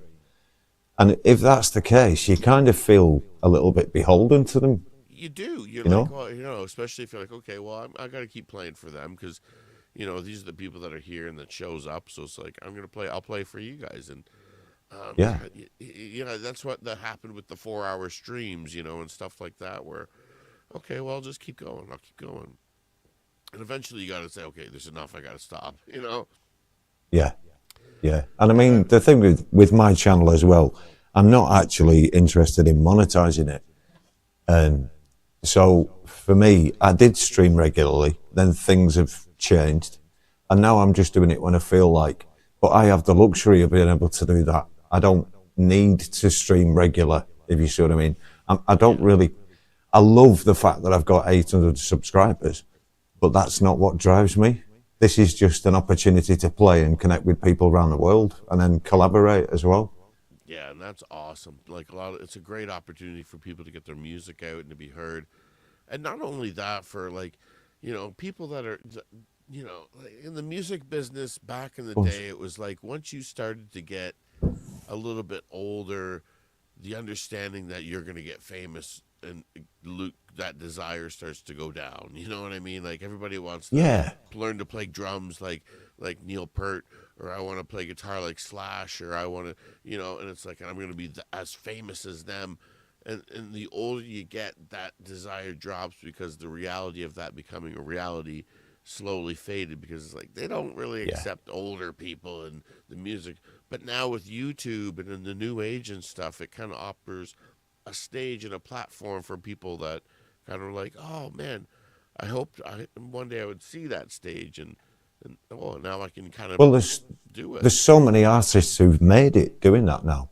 The world, like Ren and Holly Humberstone, these people have made it with doing their own social media. They've not got any massive labels behind them, and they've made it to worldwide stars. So I honestly think we're living the best times ever for anybody that does music. 100%, because really, as long as you're looking for your music on an open platform like YouTube, like in the indie artist and stuff, you're gonna get you're gonna be able to pick from the best of the best, and there's no politicizing any of it. Nothing's been tampered with. It hasn't been like, you can't say this. If you got to sign this contract. There's no contracts here. Nobody signed a contract. It's just you're doing your own stuff, saying your own thing, and you can really find whatever you're looking for on these platforms now. It's fantastic. And especially with services like DistroKid, where they'll release it all, handle all the finances, handle splits with people, handle uploading it to all of the sites that you want it uploaded to, and then just send you your money. Yeah. I mean, how awesome is that? It's, Yeah, and again, the only thing about it is you got to be careful, because as you're doing that, it makes the pie bigger, and the slice is still smaller too. That's the thing is there's a lot more on YouTube and stuff like that, because there's a lot of people who are like like what I was saying, that might have been done and over with, and now you're brought up and on YouTube, and it's like you're not playing live, but then there's people that are playing live as well. It's weird. It's a weird situation, because YouTube, it is a new. Sorry about that. For musicians, it's a different world on YouTube. Like I'm used to playing in front of a crowd, in front of people and stuff like that. And on YouTube, you can kind of lose that sensation where it's like, okay, well, I've played in bars for up to 50 people, and then as low as just the staff. You know what I mean? Yep. And to come on YouTube and be like, wow, I hit the end of my stream and I had 200 views. I'm like, that's 200 people that were watching. Well, that's fantastic. You know? Yeah. When COVID happened, and basically the UK just shut down, every venue just closed for nearly 2 years, and it crucified the live music industry. And for me, this was just a way of going live again, really, and having some kind of interaction with an audience, because I've been used to that, with bands all the way through my life so far, with touring and what have you. And so it was really sort of a strange world for me to be in, to not have any kind of gig. So, thank the heavens for YouTube to me. And yeah, that's what happened with musicians. What happened to us too? Like COVID kind of brought us in and took us into a new world where it's like, okay, what do you mean? I can sit here and I can play for all these people. I don't have to have pants on. I don't have to lug any equipment anywhere. It stays Yeah. here, and Yeah. I'm reaching more people. And it starts to go. Okay, it can make you a little bit lazy as a live player for sure. Um, and I appreciate the live people that actually stepped back out. That must have been a hard thing to do, to get back out into the bars, because I seen, especially at that time when they were just opening things up, it was weird. It was really weird. Like you seen musicians and singers playing with face masks on. Yeah. It was I like, mean, this is weird. I'm like, yeah. but it slowly became okay, and everybody kind of got back to their normal life. Like I know at that time I was trying to do like guitar lessons and stuff like that and teach guitar. Right. But what happened was when everybody got kind of put in their house, you could either pay me for guitar lessons, and I would teach you how to play "Sweet Child of Mine" from Guns N' Roses, or you could go get a free lesson from Slash because he's online too teaching. Yeah. 'Cause Exactly. Yeah. everybody was, Yeah. So it kind of Yeah. it was a lot going on. It was a crazy time, but everybody that kind of stuck with it. Um, That's been the best part about this as well. This whole sort of very wide group of people. What, say 1,000 people yeah, that yeah, we I would that say. we know in this group. Yeah. Realistically, Yeah, they've all stuck together for the most part. yeah, 99.9% are still around. yeah, yeah. It's good to see all these people that just keep us going, and that's what we do it for. That's why we hit live. It's like, oh, there's people that enjoy what we're doing. If we can entertain people, if we can, if you think about it, we're on TV. We're on TV. Like you can't go on Jimmy Fallon and sit there and chat with Jimmy Fallon as he's doing his live show. No, But you can on YouTube. You can Yeah. here. It's a great place you can to chat be. with the cat as well if you want. Absolutely. She's taking up residence on the snare drum. She's demanding food at the Look at moment. that. This is not love. This is not love. This is food begging. No, yeah, that's you're This is for food. Hello, hello. oh, cats are so funny. Whenever I walk by the food dish, the cats come running and trip you over. It's like, just because Yep. I'm walking here doesn't mean I'm walking here to feed you.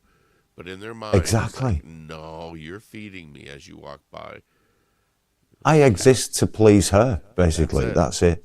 In her head, You just got the one tuss. Yeah, I mean, her name's Aluna, but I call her cat dog or drum cat. She's, because she follows me around like a dog. It's unbelievable. The studio's in a locked compound, and when I have to go out to open the gates, she follows me out, and I'll open the gates and let people in, and then she'll trot along beside me back into the studio. It's unbelievable. Or she'll come out in the car with me, and she'll go to McDonald's and get a coffee through the drive-through.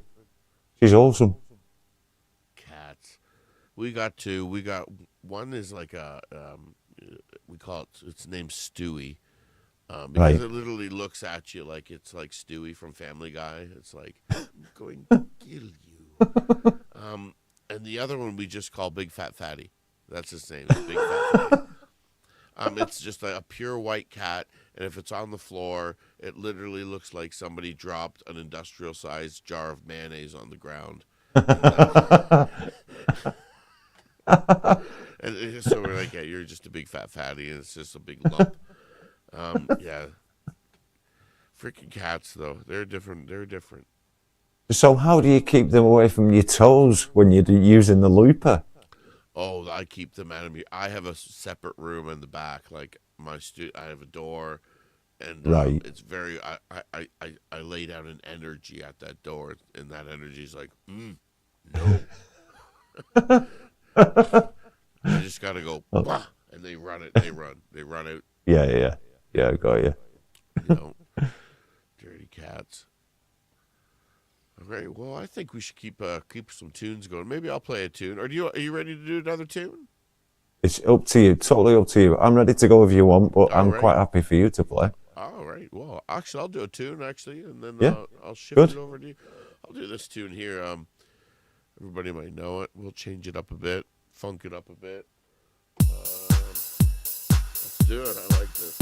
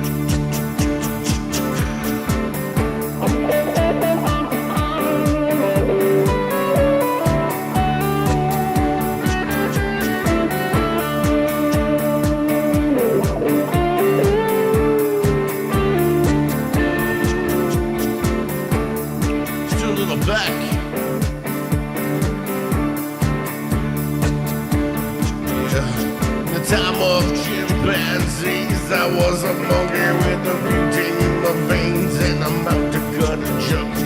A plastic eyeball, spray paint the vegetables, dog food stalls, and the beefy in the pantyhose.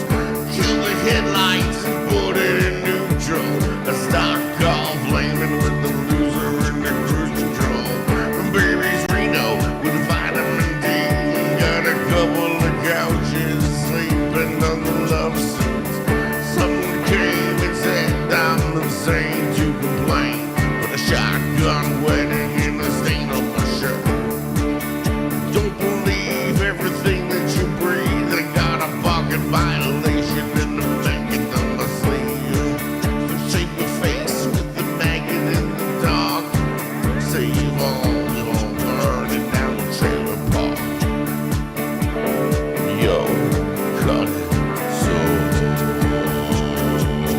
unpredictable. I'm a loser, baby. So why don't you kill me? So unpredictable. I'm a loser, baby. So why don't you kill me?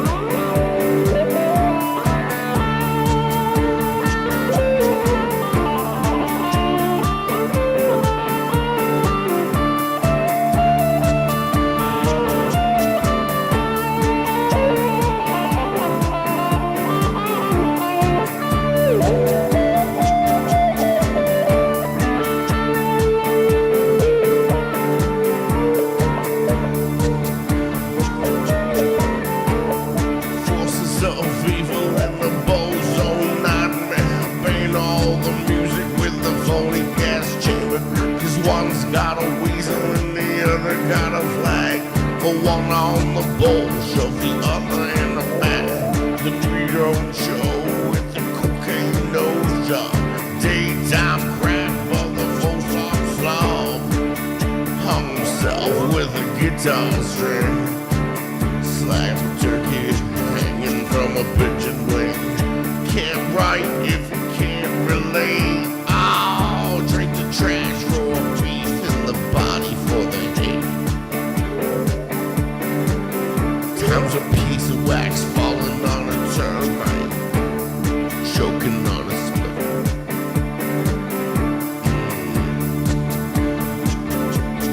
So unpredictable. I'm a loser, baby. So why don't you get so unpredictable, unpredictable.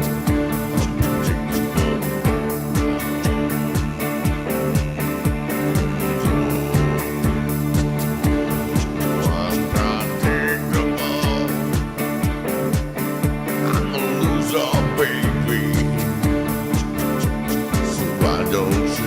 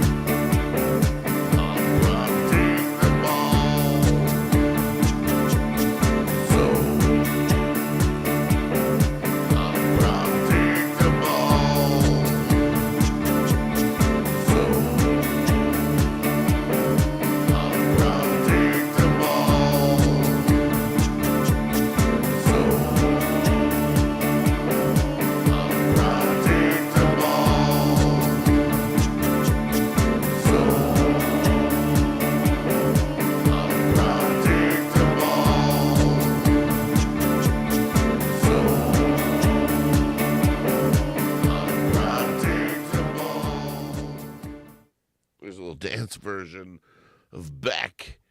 Loser, baby. There we go. Let me turn everything back on. There we go. I'm back in the room. That was class. Thank you, sir. Good old tune. And it's nice, isn't it? When you're looping like that and you get a drum line and you nail it and it loops perfectly. Satisfying, isn't it? It is. And here's the cool thing is everything's frequency. And what happens is with a drum machine, you know you have the perfect beat when the volume of the drums drop. Because and they kind of go a little chorusy. That means you've hit the loop almost perfect. A perfect loop would mean that the drums you wouldn't hear them at all, because the waves would be equal and they would cancel each other out and you wouldn't hear them. And that's the perfect. And then once I would turn these off, boom, then you'd hear the drums kick back in. That's the perfect loop, but that rarely ever happens. Rarely. But yeah, when you get it tiled in, it's like, there it is. That's the one. You know, there's nothing worse than going through it and then just slipping a little bit. And man, that's the worst.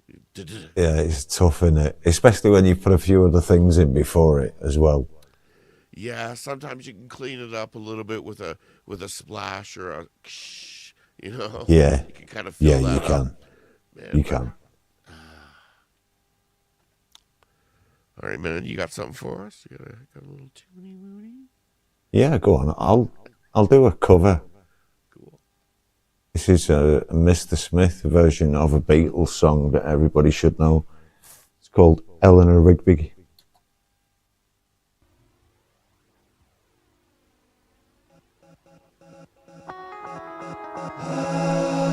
Look at all the lonely people. Eleanor Rigby Picks up the rice in the church where a wedding has been. Lives in a dream, waits at the window, wearing the face that she keeps in a jar by the door. Who is it for? All the lonely people. Where do they all come from? All these lonely people. Where do they all belong? Look at all the lonely people. Look at all of these lonely people. Father Mackenzie, writing the words of a sermon that no one will hear. No one comes near. Look at him working, darning his socks in the night when there's nobody there. What does he care? All the lonely people. Where do they all come from?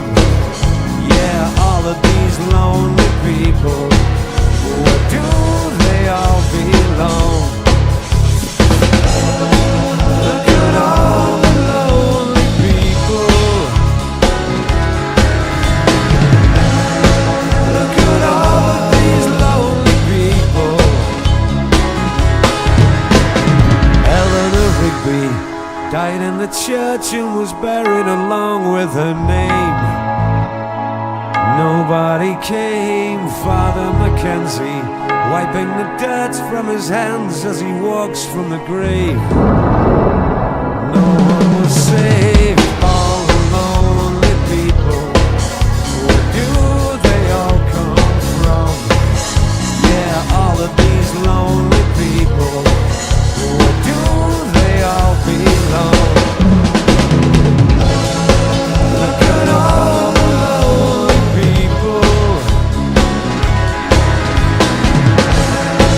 Look at all of these lonely people.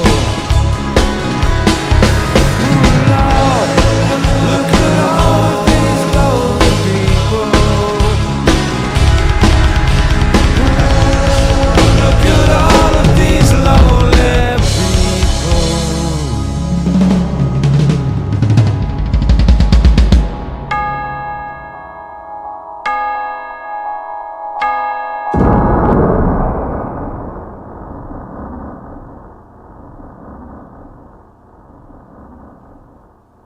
Wow, look at that.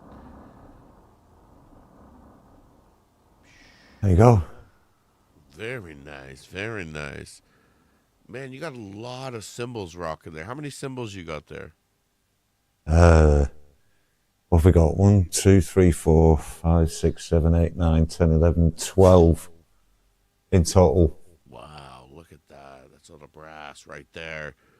You know, I Yeah. had when I was drumming, I had this one cymbal that I loved so much. It was my favorite cymbal, and it was a small little crash cymbal, just a tiny one, but Yep. it was drilled with rivets in it, and Cool. Yep. it was the coolest sounding cymbal. I loved it so much.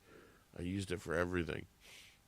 Well, this PP Minor Splash and this China Splash here, I've had. They were some of the first cymbals I ever bought, and they've been just battered and bruised, but they go everywhere with me on every recording session, every tour I've done. And then this one I made myself from an old cymbal, and that's got holes drilled in it, but I still love it. And then this trash stack here, that's made from old stuff, but it sounds awesome as well.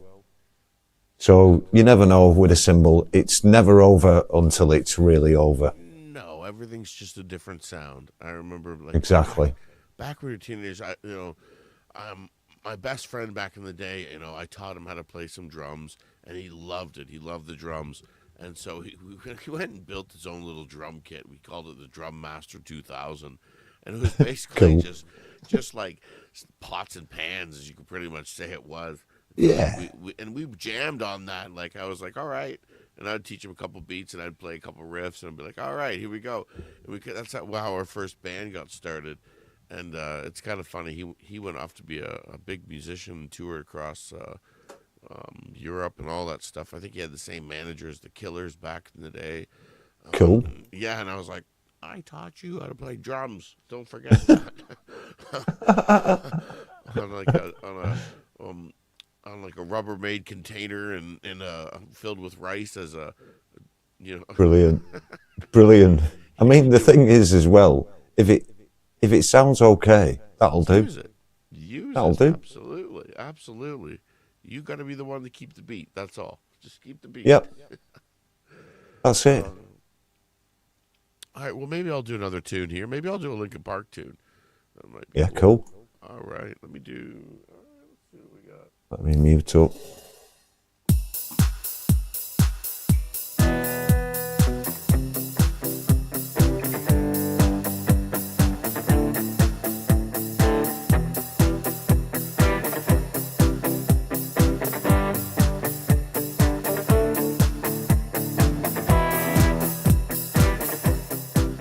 It was close. It was close. It was close.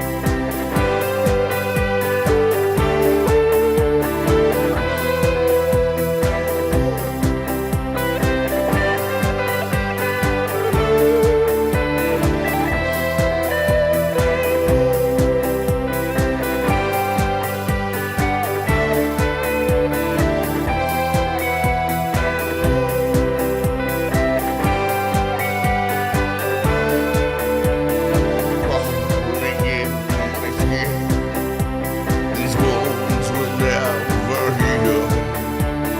Fear is how I fall. Confusing what is real. There's something inside me that pulls beneath the surface. Consuming, confusing. This lack of self-control I fear is never ending. Controlling, I can't seem to find myself again. The walls are closing in without confidence. I'm convinced there's too much pressure to take. I've felt this way before, so insecure. Crawl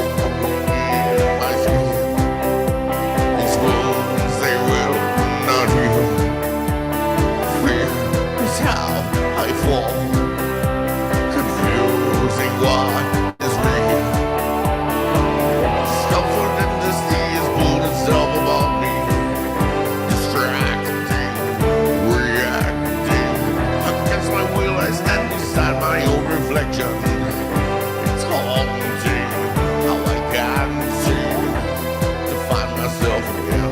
My walls are closing in with their confidence. I there's too much rush to take. I felt this way before, so insecure.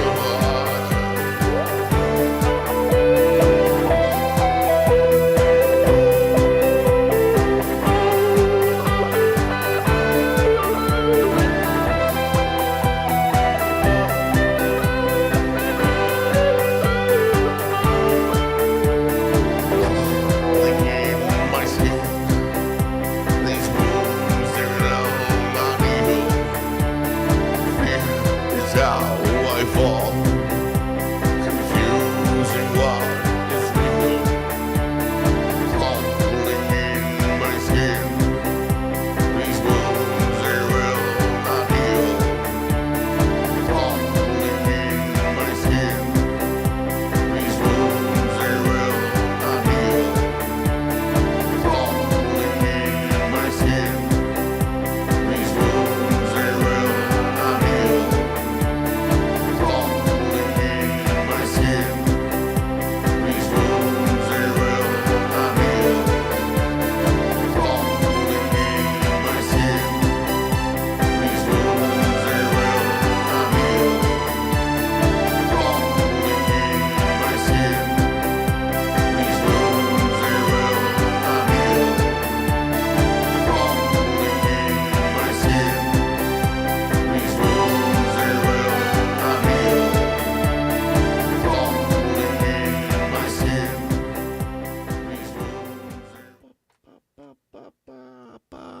Crawling, a little crawling.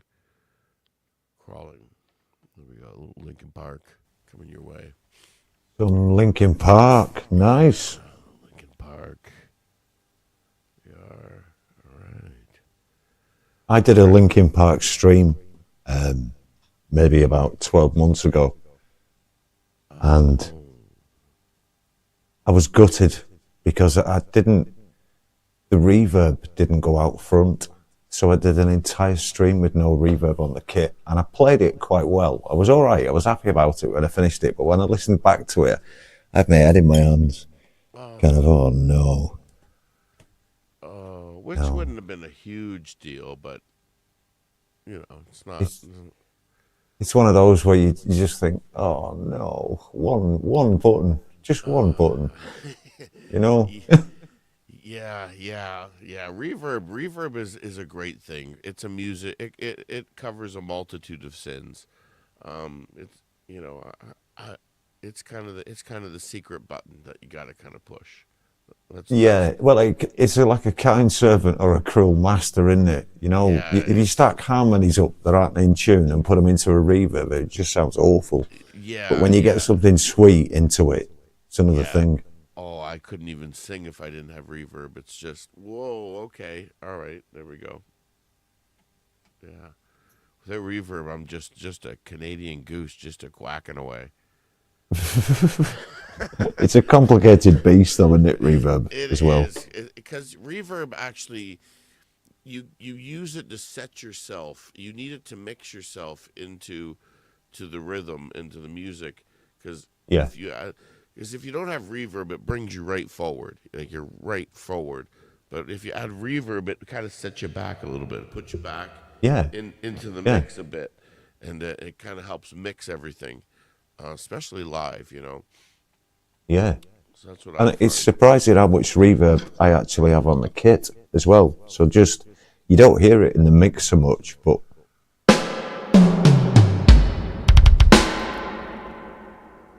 there's quite a lot. Yeah, actually, yeah. Now that you pointed it out, yeah, there is actually quite a bit.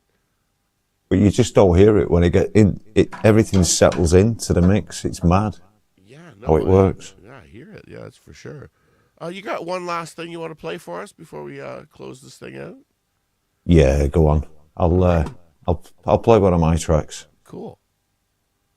This is a track that I did a collaboration with Deedsville on, and it's called Mirage.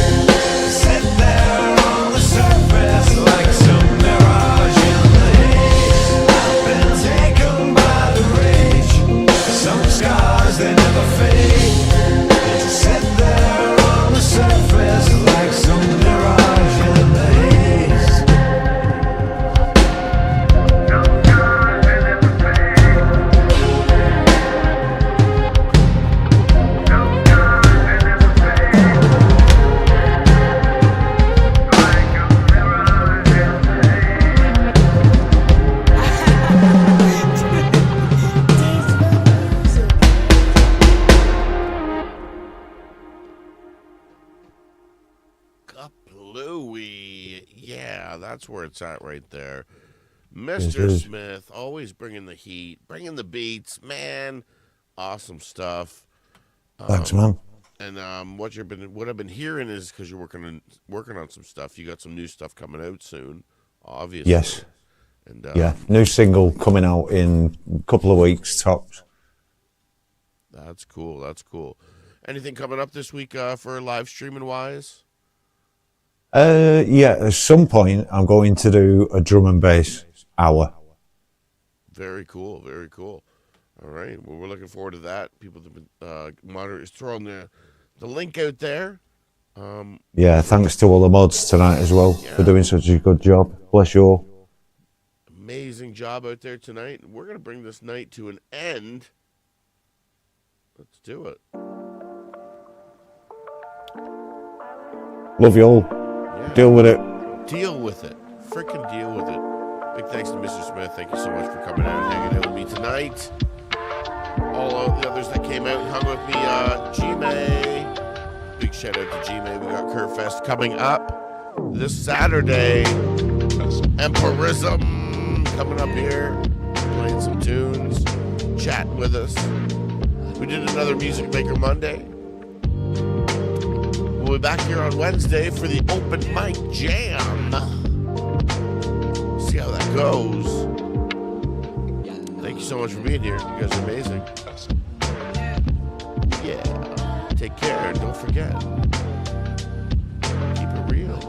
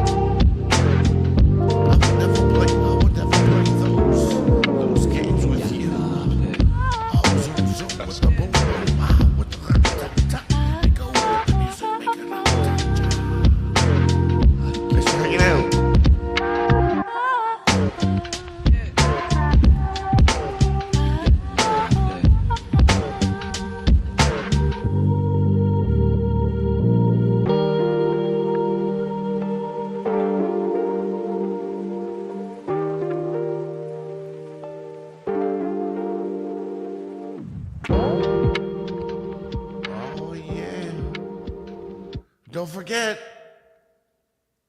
Hot Pockets. Oh, yeah.